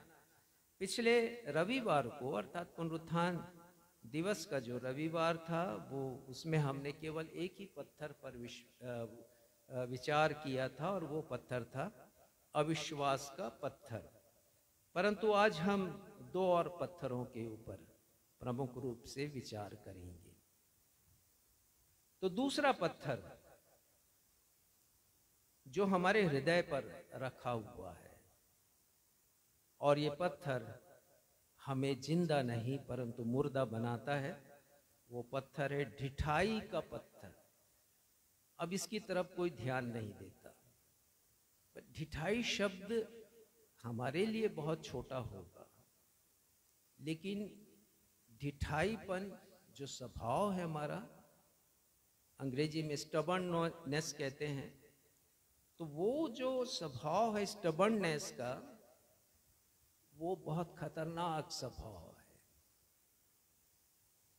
ढीठ बन जाना, जिद्दी बन जाना, मन को हठीला करना, अंग्रेजी में ऑब्स्टिनेट, कभी कभी अड़ियल रुख अपनाना, पाप को छोड़ने के लिए ढिठाई करना। ये जो पत्थर है ये बड़ा खतरनाक पत्थर है और इसे हटाए जाने की जरूरत है। जब लोग अपने पापमय जीवन को बार बार समझाए जाने के पश्चात भी नहीं छोड़ते हैं, तब वे ढीठ बन जाते हैं पाप के प्रति और उनका विवेक जो है वो शून्य हो जाता है। फिर परमेश्वर भी ध्यान नहीं देते। परमेश्वर के अनुग्रह करने की अर्थात पाप को क्षमा करने की भी एक सीमा है। संत पौलुस कहते हैं कि क्या हम पाप करते रहें कि हम पर अनुग्रह बहुत हो? वो बोलते कदापि नहीं, क्योंकि हम बार बार यदि समझाए जाने पर भी करते हैं तो इब्रानी के लेखक कहते हैं कि हम यीशु को क्रूस पर चढ़ाते हैं। तो हम ढिठाई ना करें। यहेजकेल 3 अध्याय 7वां पद पढ़िएगा। यहेजकेल से परमेश्वर वहां पर बातचीत कर रहे हैं और यहेजकेल को वो समझा रहे हैं। पढ़िएगा यहेजकेल 3 अध्याय 7वां पद। परंतु इज़राइल के घराने वाले तेरी सुनने से इनकार करेंगे। हाँ, परमेश्वर पिता यहेजकेल से बोल रहे हैं कि तू जा प्रचार तो कर उनके मध्य में। क्या होगा? वो तेरी सुनने से इनकार करेंगे, तेरी बातों को नहीं मानेंगे, सुनेंगे भी नहीं। और आगे क्या लिखा है? वे मेरी भी सुनने से इनकार वो करते मेरी हैं। भी सुनने से इनकार करते हैं, मेरी बातों को भी नहीं सुनते हैं। और कारण आगे लिखा हुआ है, पढ़िए। क्योंकि इज़राइल का सारा घराना ढीठ और कठोर मन का है। सारा घराना 12 कुनबा था उनका, ट्राइब्स थे, और वो कह रहे हैं कि 12 के 12 लोगों ने, उनके कुनबों ने, उनकी संतानों ने ढिठाई की है। वो ढीठ बन गए हैं, मेरी बातों को नहीं सुनते हैं। अब जरा सोचिए, कितने वर्षों से हम प्रभु यीशु मसीह के पुनरुत्थान दिवस को मना रहे हैं। हमारी ढिठाई देखिए कि हमने कुछ सीखा ही नहीं है। क्योंकि हमारा आचरण उसे प्रमाणित नहीं कर रहा है प्रभु यीशु मसीह के जीवित होने को। ये ढिठाई है हमारी, और हमें समझना है इसे। जब हम ढिठाईपन करते हैं तो क्या करते हैं, जरा ध्यान दीजिएगा। निर्गमन गिनती निकालिए 15 अध्याय और 30वां पद पढ़िएगा। गिनती उसका 15वां अध्याय 30वां पद देखिए क्या लिखा है वहां पर। परंतु क्या परदेशी जो प्राणी ढिठाई से कुछ करे वह यहोवा का अनादर करने वाला ठहरेगा। ये मूसा नबी ने सिखा दिया इजराइलियों को कि जो ढिठाई करेगा, जो भी प्राणी, जो भी जन, तो समझो वो परमेश्वर का अनादर करेगा। तो यदि किसी बात को लेकर के हम जिद पे आ जाते हैं, किसी बात को लेकर के हम अपने मन को हठीला कर लेते हैं, तो समझिए कि हम परमेश्वर का अनादर करते हैं। मलाकी की किताब और उसका 3 अध्याय और 13वां पद देखिए। ये तो और भी हमारे लिए शर्म की बात है जो यहाँ पर लिखी गई है। मलाकी 3 अध्याय 13वां पद। यहोवा यह कहता है, तुमने मेरे विरुद्ध ढिठाई की बातें कही हैं, परंतु तुम पूछते हो हमने तेरे विरुद्ध क्या कहा है। देखिए, एक तो वो ढिठाई कर रहे थे, मलाकी नबी के समय के लोग परमेश्वर की बातों की बार बार अवहेलना कर रहे थे, और वो कहते हैं परमेश्वर की हमने किस बात में ढिठाई की, जरा बताइए तो सही हमें। परमेश्वर कह रहे हैं कि तुमने ढिठाई की, और उससे भी ज्यादा ढिठाई तुम्हारी ये है कि तुम पूछते हो कि हमने क्या ढिठाई की है। हमारे साथ भी ये होता है, हम चाहे माने या ना माने। ये तब हम समझेंगे जब अपने दिल की जांच करेंगे किसी दिन कि क्या ढिठाईपन है हमारे जीवन में, किसी बात को लेकर हम मानते नहीं। प्रभु यीशु मसीह के पुनरुत्थान के समाचार पर प्रभु यीशु मसीह की सेविकाओं ने प्रतीति नहीं की। ये उनकी ढिठाई थी, क्योंकि जब प्रभु यीशु मसीह ने कहा तीसरे दिन मैं जीवित हो जाऊंगा, तो उन्हें सुगंधित वस्तुओं को ले जाने की जरूरत ही नहीं थी। उन्हें चर्चा ही नहीं करना था कि कब्र के द्वार का पत्थर कौन लुढ़काएगा, क्योंकि यदि कोई मृत्यु पर विजय प्राप्त करता है तो उनमें इतनी सामर्थ्य है कि वो कब्र का पत्थर भी कोई मायने नहीं रखता। जो अपने शरीर में मृत देह में जीवन ला सकता है, उसके लिए 3 टन का जो पत्थर है वो क्या मायने रखता है, सोचिए इसे। पर उनका ढीठपन था कि बार बार कहे जाने के बाद भी वो सुगंधित वस्तुएं लेकर के गई यीशु की देह पर मलने के लिए।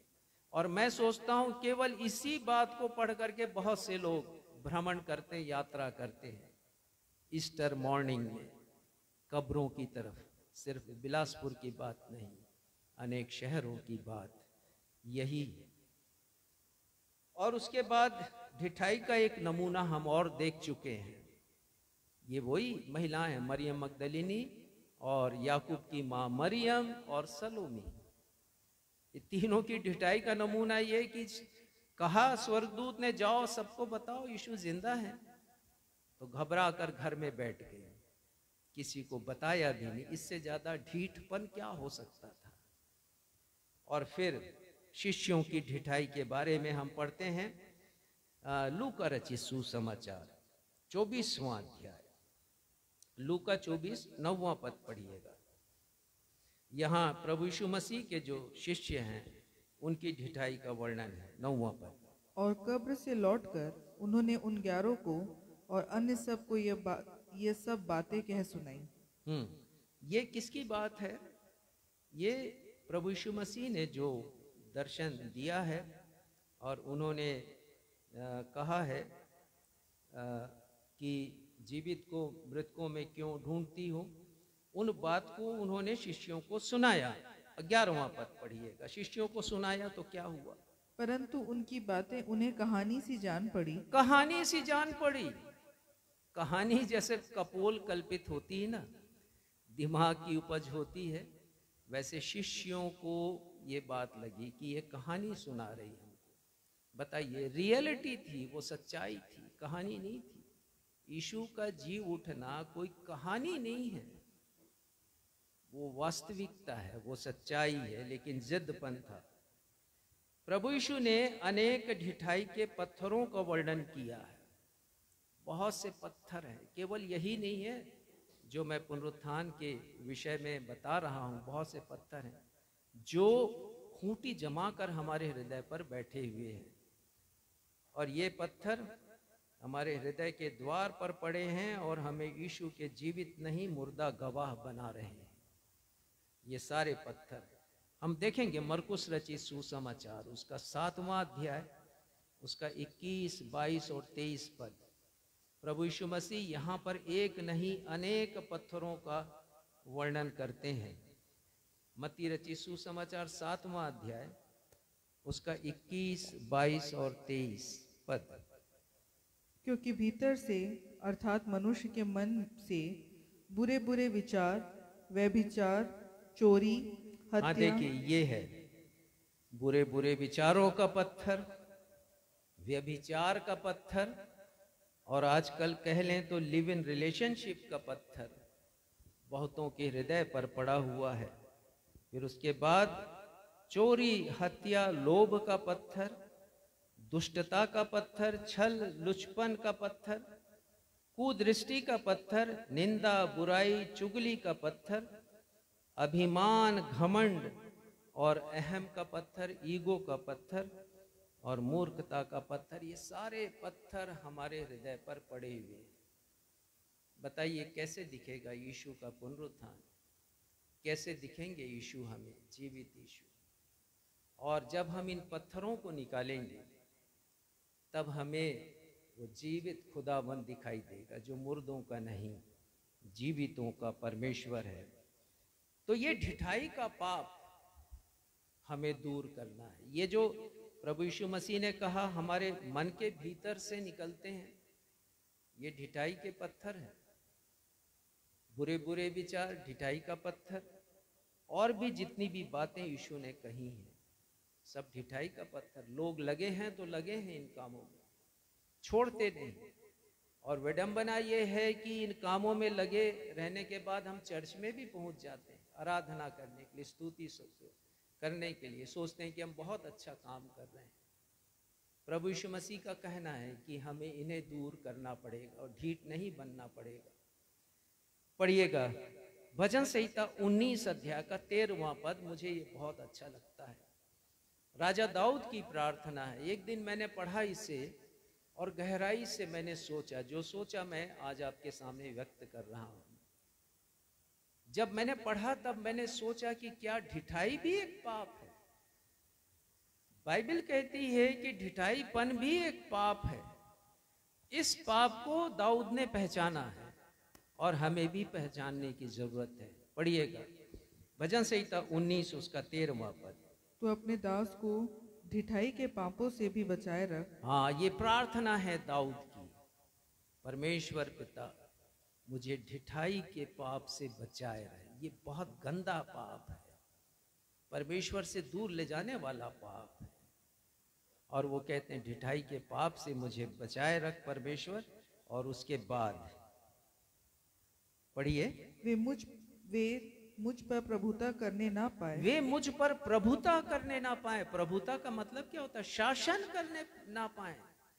ये ढिठाई के पाप जिसके बारे में मैंने आपसे चर्चा की, यीशु ने भी कहा, ये पाप जब हमारे हृदय पर पत्थर के समान छा जाते हैं ना, तो हम पर शासन करने लगते हैं, हम पर अधिकार करने लगते हैं, हमें अपने वश में कर लेते हैं। हम अपनी मर्जी से नहीं चलते, इनकी मर्जी से अपने जीवन को बिताते हैं। और इसीलिए राजा दाऊद ने कहा है कि ये ढिठाई के पाप मुझ पर प्रभुता करने ना पाए। आगे पढ़िएगा, तब मैं सिद्ध हो जाऊंगा। तब मैं सिद्ध हो जाऊंगा। सिद्ध का मतलब ये है कि पूर्ण रीति से सिद्ध नहीं होंगे, लेकिन सिद्धता की ओर हम अग्रसर होंगे। यीशु ने कहा सिद्ध बनो जैसे तुम्हारा स्वर्गीय पिता सिद्ध है। तो हम सिद्धता की ओर धीरे धीरे धीरे धीरे आगे बढ़ते हैं, ये ढिठाई के पाप को जब हम निकालते हैं तो। और बड़े अपराधों से बचा रहूंगा। बड़े अपराधों से बचा रहूंगा। तो इस पत्थर को निकाल दीजिए, ढिठाई का पत्थर। पहला पत्थर अविश्वास का पत्थर, उसे हटाना है। और दूसरा पत्थर ढिठाई का पत्थर। तीसरा पत्थर मैं बताऊंगा, और वो पत्थर है भ्रम का पत्थर। भ्रम यानी डाउट, डाउट यानी शक करने का पत्थर, संदेह करने का। संदेह ज्यादा अच्छा शब्द है, संदेह करने का पत्थर। हम कभी कभी दुविधा में होते हैं किसी काम को लेकर, करें या ना करें। मसीह विश्वास में भी ये दुविधा पाई जाती है कि हम पुनरुत्थान के ऊपर विश्वास कर लेते हैं, लेकिन थोड़ी देर के बाद जब शैतान परिस्थिति बदलता है तो हम अविश्वास करने लगते हैं। तो ये है क्या? संदेह। समझाना चाहूंगा कि संदेह विश्वास और अविश्वास के बीच की कड़ी है। अर्थात आप विश्वास करते हैं परमेश्वर के ऊपर, और उसी प्रकार हो सकता है कि आपका अविश्वास हो, लेकिन संदेह जो है मध्य में है कि आप विश्वास भी करते हैं और अविश्वास भी करते हैं। तो संदेह कहा जाता है कि घड़ी, पुराने जमाने की घड़ी होती थी, उसमें एक पेंडुलम होता था जो ऐसे ऐसे ऐसे मूव होता था, घूमता था, वो स्थिर रहता नहीं था, ना वो इधर का था ना ये इधर का है पेंडुलम। वैसे ही संदेह भी हमें इसी प्रकार घुमाता रहता है।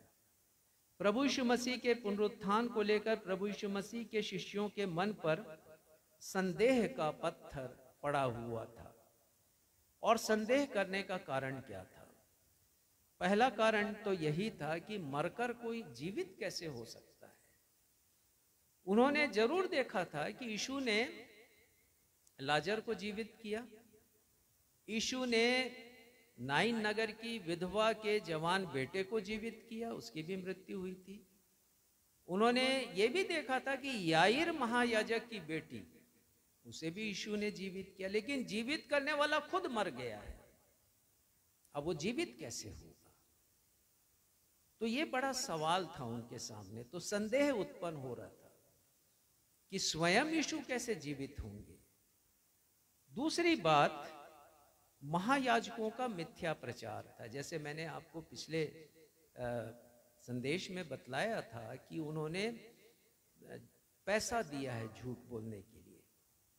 पहरुओं को, जो वहां पर वॉचमैन थे, यीशु की कब्र की रखवाली कर रहे थे, उनका मुंह बंद करने के लिए पैसा दिया है। तो चारों तरफ वो समाचार फैल गया था। अब ये जो शिष्य थे वो सोच रहे थे हमने तो चुराया नहीं है यीशु की देह को, हमारे ऊपर आरोप लग रहे हैं। तो यीशु गए कहां? फिर यीशु कहां चले गए? कब्र तो खाली है, यीशु चले कहां गए? और तीसरी बात, ये शिष्यों के मन में ये आ रहा है कि कब्र के द्वार पर जो पत्थर रखा वो बहुत वजनी है। जैसा मैंने आपको बताया पहले भी, करीब 3000 किलो। तो 1 क्विंटल का एक बोरा ही एक मनुष्य बड़े मुश्किल से उठाता है, तो 3000 किलो को तो उठाने के लिए कम से कम 30 आदमियों की जरूरत थी, उसको सरकाने के लिए, लुढ़काने के लिए। अब यीशु अंदर हैं और वो जीवित भी हो गए, तो कैसे वो उसको लुढ़का सकते हैं, या कौन है जिसने लुढ़काया है? ऐसे अनेक प्रश्न उनके मन में उत्पन्न हो रहे हैं। और याद कीजिएगा कि जब संदेह हमारे मन में उत्पन्न होता है तो अनेक प्रश्नों को वो जन्म देता है। मरकुस 16 अध्याय का 6वां पद हमने पढ़ लिया। स्वर्गदूतों ने प्रभु यीशु मसीह के जीवित होने का सुसमाचार तीनों महिलाओं को दिया था, लेकिन वो संदेह से भरी हुई थी, भ्रमित थी। और उसके बाद शिष्यों के बारे में हम पढ़ते हैं, आप देख लीजिए, इस पद को हमने नहीं देखा है। मरकुस 16 उसका 9वां पद आप पढ़िएगा। क्या हाल है शिष्यों का? सप्ताह के पहले दिन भोर होते ही वह जी उठकर पहले पहल मरियम मगदलिनी को, जिसमें से उसने 7 दुष्ट आत्माएं निकाली थी, दिखाई दिया। हाँ, मरियम मगदलिनी को सबसे पहले प्रभु यीशु मसीह ने दर्शन दिया है और स्वर्गदूत ने भी बताया है। तो जिसका विश्वास उन्होंने नहीं किया, तो यीशु स्वयं आ गए हैं उसके सामने, उसे उन्होंने दर्शन दिया है।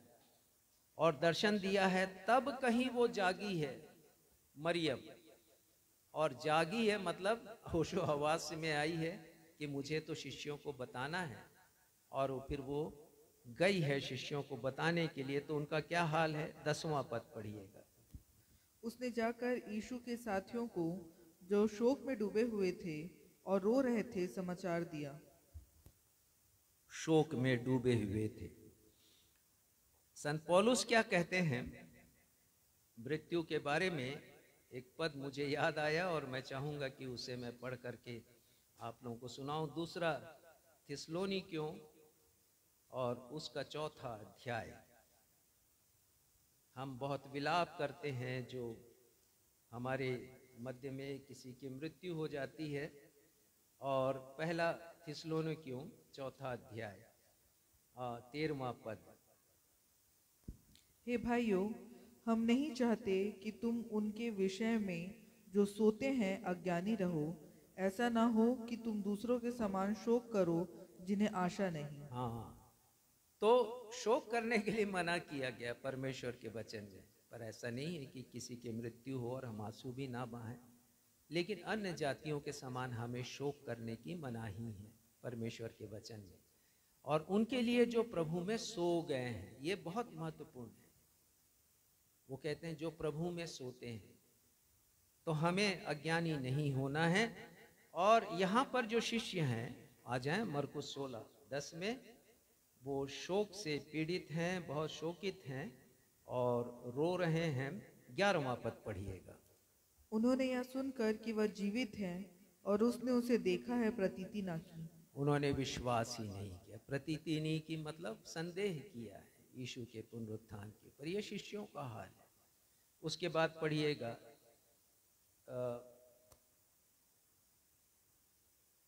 2 लोग जो कि माउस के मार्ग पर जा रहे थे। आने वाले रविवार को हम इनके बारे में विस्तार से देखेंगे। तो ये माउस के मार्ग पर 2 लोग जा रहे हैं। आज हमने पढ़ा लूका 24वां अध्याय, और जब ये जा रहे हैं चर्चा करते हुए उन सारी घटनाओं के बारे में जो यरूशलेम में घटित थी, तो यीशु भी इनके साथ हो लेते हैं, लेकिन ये यीशु को पहचान नहीं पाते हैं। और ये लोग जो चर्चा कर रहे हैं, जरा देखिएगा लूका रचित सुसमाचार उसका 24वां अध्याय और उसका पद 30 और नहीं,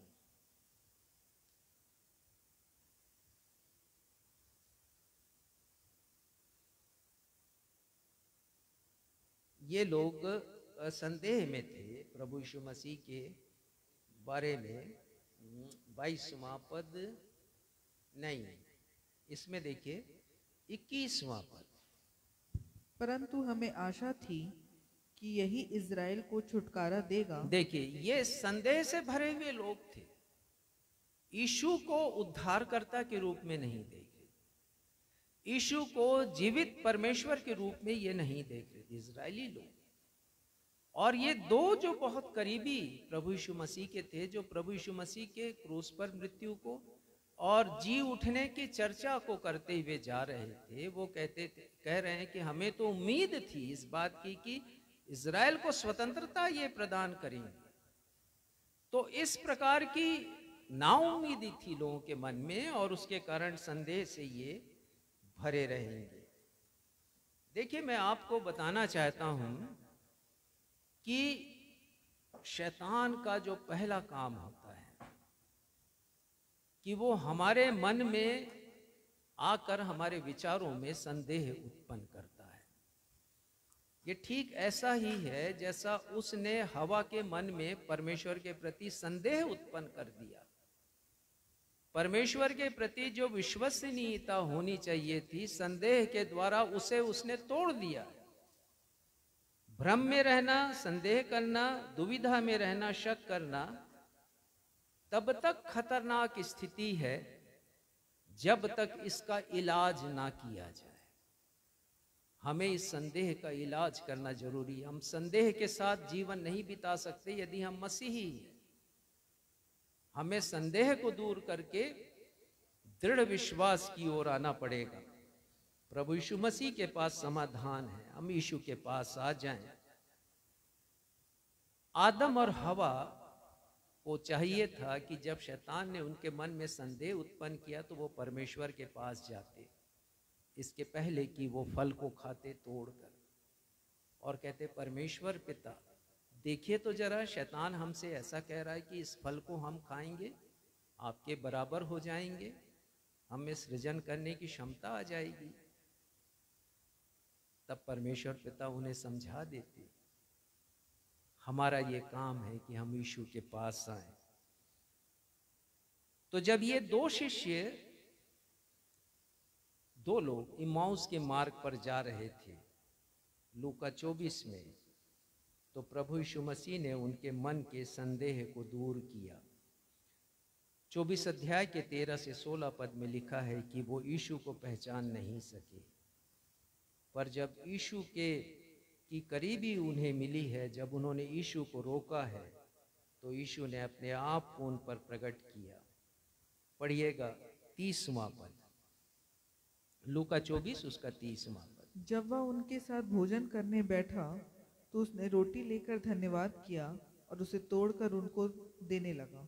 आने वाले रविवार हम इस पर बहुत गहराई से चर्चा करेंगे कि यीशु ने क्यों प्रकट किया अपने आप को, जिसे वो पहचान नहीं पाए थे, कैसे उनकी आंखें खुली हैं। आने वाले रविवार के संदेश को आप अवश्य सुनिएगा। तो भ्रम दूर होगा हमारा तब जब हम प्रभु यीशु मसीह के पास आएंगे, और ठीक ऐसे ही भ्रम दूर होगा जैसे उन महिलाओं का हुआ, लेकिन परमेश्वर ने उनके लिए कोशिश की कि वो समझ जाएं, लेकिन उन्होंने नहीं समझा। हम तो समझ जाएं इस बात को। देखिए कैसे भ्रम दूर होगा। मरकुस 16 उसके 4 पद को पढ़िएगा।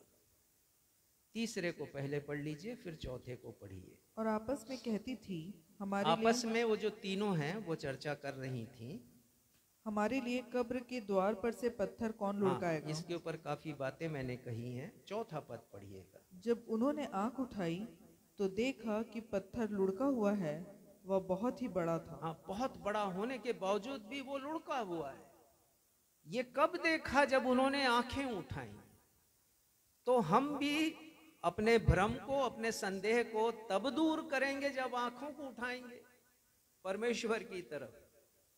आंखों को यदि नीचे रखेंगे ना, तो शैतान अपने भ्रम जाल में हमें फंसा कर रखेगा।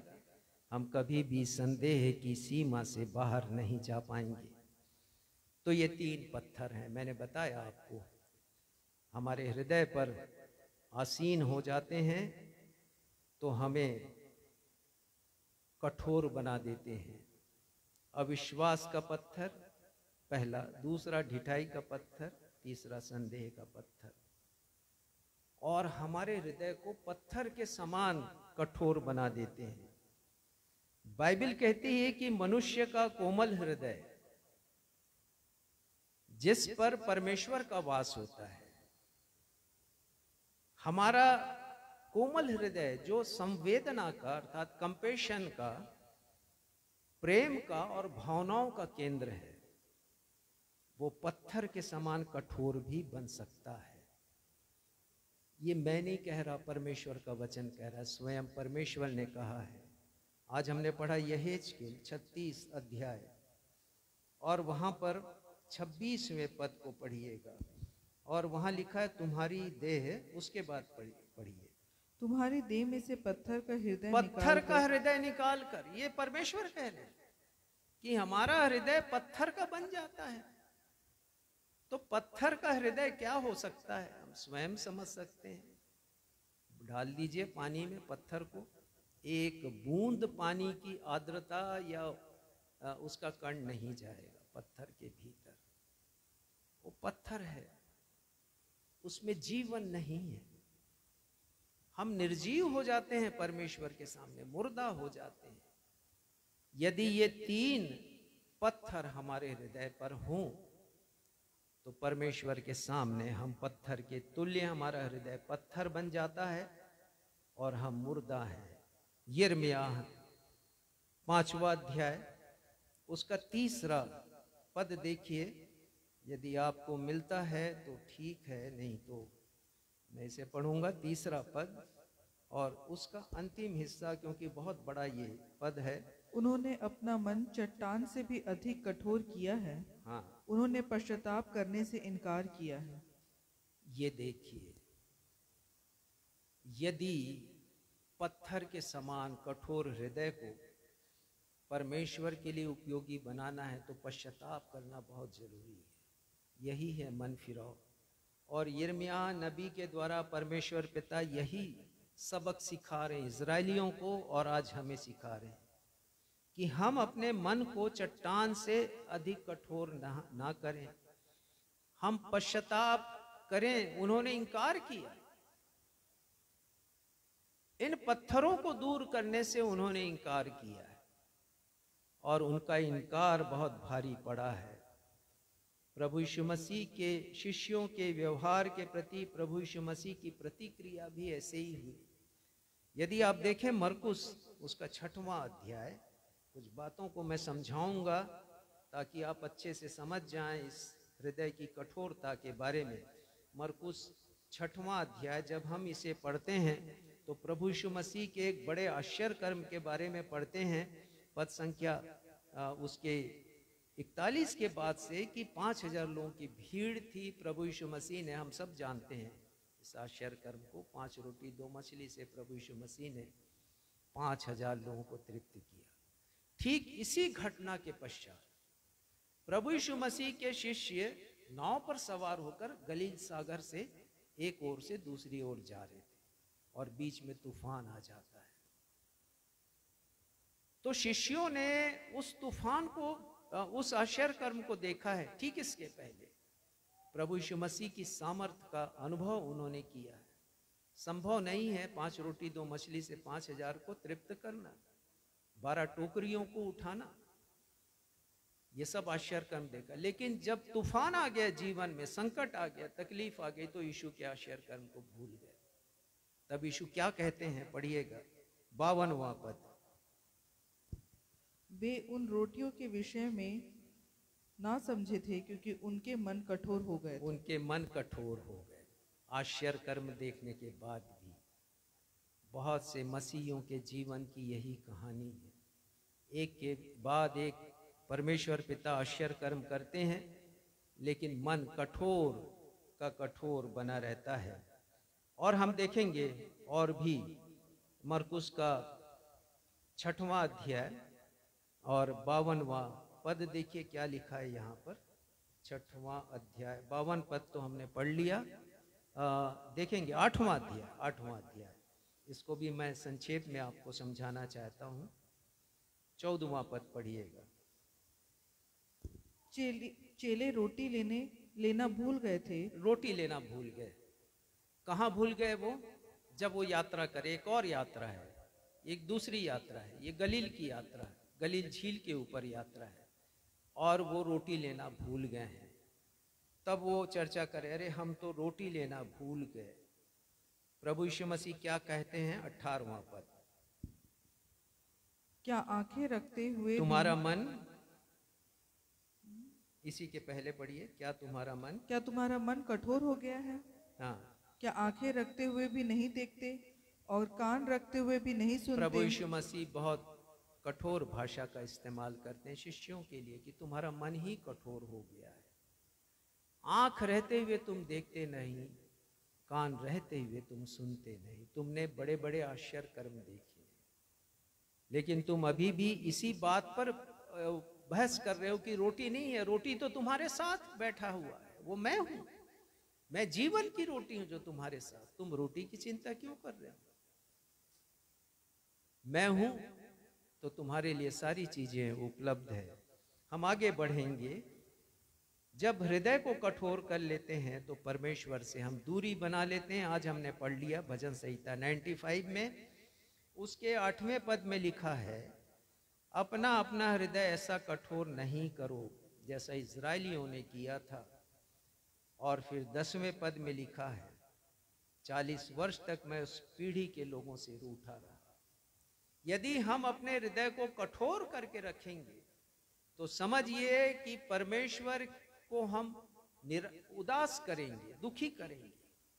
रूठे रहे परमेश्वर, और उनमें से एक भी जन प्रतिज्ञात किए हुए देश में, कनान देश में प्रवेश नहीं कर सका था।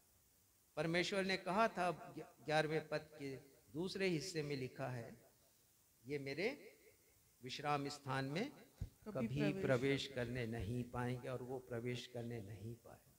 हमारे लिए सोचने की जरूरत है। आज यदि हमने इन पत्थरों को नहीं हटाया तो हम भी स्वर्ग में प्रवेश करने से वंचित कर दिए जाएंगे। इस बात को गंभीरता से सोचने की जरूरत है। हृदय का कठोर हो जाना, अंतिम बात बताऊंगा, समाप्त करूंगा संदेश को। मेडिकल साइंस भी कहता है कि मनुष्य का हृदय कठोर होता है, और मैंने पढ़ा इसके बारे में। इसे कहते हैं कार्डियोमायोपैथी। इसका मतलब होता है कि कुछ मनुष्यों का जो हृदय है, उसका जो मांस है, हृदय का मांस, वो कड़ा हो जाता है। और जब कड़ा हो जाता है तो उस व्यक्ति को जरूरत होती है कि वो अस्पताल आए और हृदय की सर्जरी कराए। और सर्जरी भी नहीं होती, ट्रांसप्लांट होता है। एक कृत्रिम हृदय ऐसे रोगियों को लगाया जाता है, क्योंकि यदि उन्होंने हृदय ट्रांसप्लांट नहीं किया, हृदय रोपण नहीं किया, तो उनकी मृत्यु हो जाएगी। बहुत बड़ा सबक है हमारे लिए कि हमारे भी हृदय को ट्रांसप्लांट करने की जरूरत है। यदि ये पत्थरों से आच्छादित है, पत्थर है, इसके ऊपर हटाने के लिए परमेश्वर की सहायता की जरूरत है। परमेश्वर पिता कहते हैं 26वें पद में, यहेज के 36 अध्याय के 26वें पद में, मैं तुमको नया मन दूंगा, तुम्हारे भीतर नई आत्मा उत्पन्न करूंगा, तुम्हारी देह में से पत्थर का हृदय निकाल कर तुमको मांस का हृदय दूंगा। ये है हमारा परमेश्वर। वो ट्रांसफॉर्म करते हैं, वो हमारे हृदय को निकालते हैं, ट्रांसप्लांट करते हैं। वो हृदय जो परमेश्वर हमें देते हैं, और वो यीशु का हृदय। लेकिन इसके लिए आवश्यक है कि हम पश्चाताप करें और परमेश्वर के पास आ जाएं। अंतिम पद निकालिए, देखिए नीति वचन 28, उसका 14वां पद और दूसरा हिस्सा पढ़िएगा। एक और पद हम इसके बाद देखेंगे, समाप्त करूंगा। नीति वचन 28, उसका वर्स 14, उसका दूसरा हिस्सा। परंतु जो अपना मन कठोर कर लेता है वह विपत्ति में पड़ता है। अपना मन हम कठोर ना करें, हम विपत्ति में पड़ जाएंगे। विपत्ति का मतलब ही ये है, नरक में डाल दिए जाएंगे। हमें समझने की जरूरत है। ये शिष्य, प्रभु यीशु मसीह के शिष्य, बहुत सी बातों को नहीं समझ रहे थे, उनकी शिष्याएं भी नहीं समझ रही थी, लेकिन प्रभु यीशु मसीह ने उन्हें उनकी नासमझी पर नहीं छोड़ दिया। यीशु आज हमें हमारी नासमझी पर नहीं छोड़ेंगे। यीशु ने हमें पवित्र आत्मा दिया है कि वो हमें समझाए। क्या किया यीशु ने, मैं आपको बताना चाहूंगा। लूका 24वां अध्याय 44वां पद 44 वर्ष को पढ़िए, और 45 को हम पढ़ेंगे, तब जानेंगे कि यीशु मसीह हमारा साथ नहीं छोड़ते। संदेह है उसे वो दूर करेंगे, अविश्वास है दूर करेंगे, ढिठाई है उसको नरमाई में बदलेंगे। देखिए क्या लिखा है यहाँ पर। फिर उसने उनसे कहा, ये मेरी वह बातें हैं जो मैंने तुम्हारे साथ रहते हुए तुमसे कही थी कि अवश्य है कि जितनी बातें मूसा की व्यवस्था और भविष्यवक्ताओं और भजनों की पुस्तक में मेरे विषय में लिखी है सब पूरी हो। 45वां पर, तब उसने पवित्र शास्त्र बूझने के लिए उनकी समझ खोल दी। उनकी समझ खोल दी। तो प्रिय भाइयों और बहनों, यदि हमारी समझ में बहुत सी बातें नहीं आ रही तो यीशु के पास आ जाए, पवित्र आत्मा से कहें कि वो आपको समझाए। मुझे भी नहीं समझ में आता था, मेरा भी वैसा ही आचरण स्वभाव था जैसे प्रभु यीशु मसीह की शिष्याओं का था, लेकिन पवित्र आत्मा ने मुझे समझा दिया। यीशु आपके भी समझ को खोल देंगे, आपको नया बना देंगे, आपकी पुरानी समझ को दूर करके अपनी समझ, अपनी बुद्धि उसमें डाल देंगे। हम यीशु के पास आ जाएं, और जब आएंगे तब यीशु के पुनरुत्थान को समझेंगे जैसे यीशु ने अपने शिष्यों को समझाया।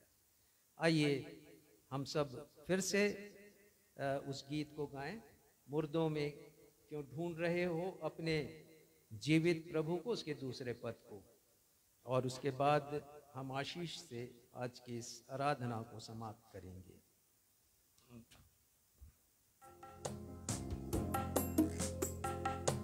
दूसरे पद से हम शुरू करेंगे। मृत्यु का बंधन तोड़ दिया, मुक्ति का द्वार खोल दिया।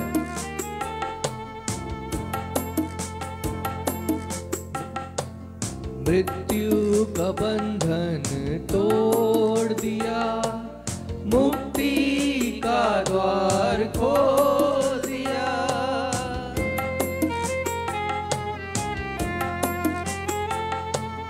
मृत्यु का बंधन तोड़ दिया, मुक्ति का द्वार खोल दिया।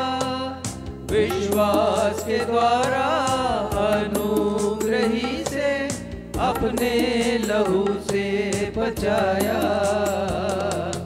करते अर्पण अपने जीवन को अपने यीशु प्रभु को। आओ देखो कब्र है खाली, देखो उसकी सामर्थ को।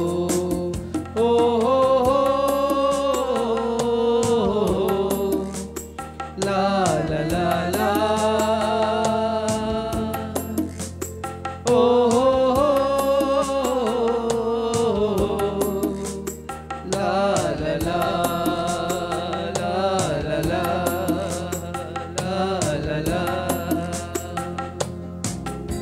अब मैं आप सबों को परमेश्वर पिता के सुरक्षामयी हाथों में अनुग्रह के इन वचनों के साथ सौंप देता हूँ।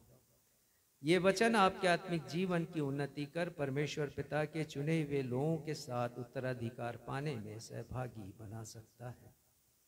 उसी अद्वैत परमेश्वर पिता का प्रेम, हमारे उद्धारकर्ता मृत्युंजयी प्रभु यीशु मसीह का अनुग्रह और शांतिदायक पवित्र आत्मा की सहभागिता हम सभी के साथ अब से लेकर हमारे उद्धारकर्ता प्रभु यीशु मसीह के दूसरे आगमन तक या हमारी अंतिम सांस तक जो भी पहले हो, युगानुयुग होती रहे। हम सब कहें आमीन।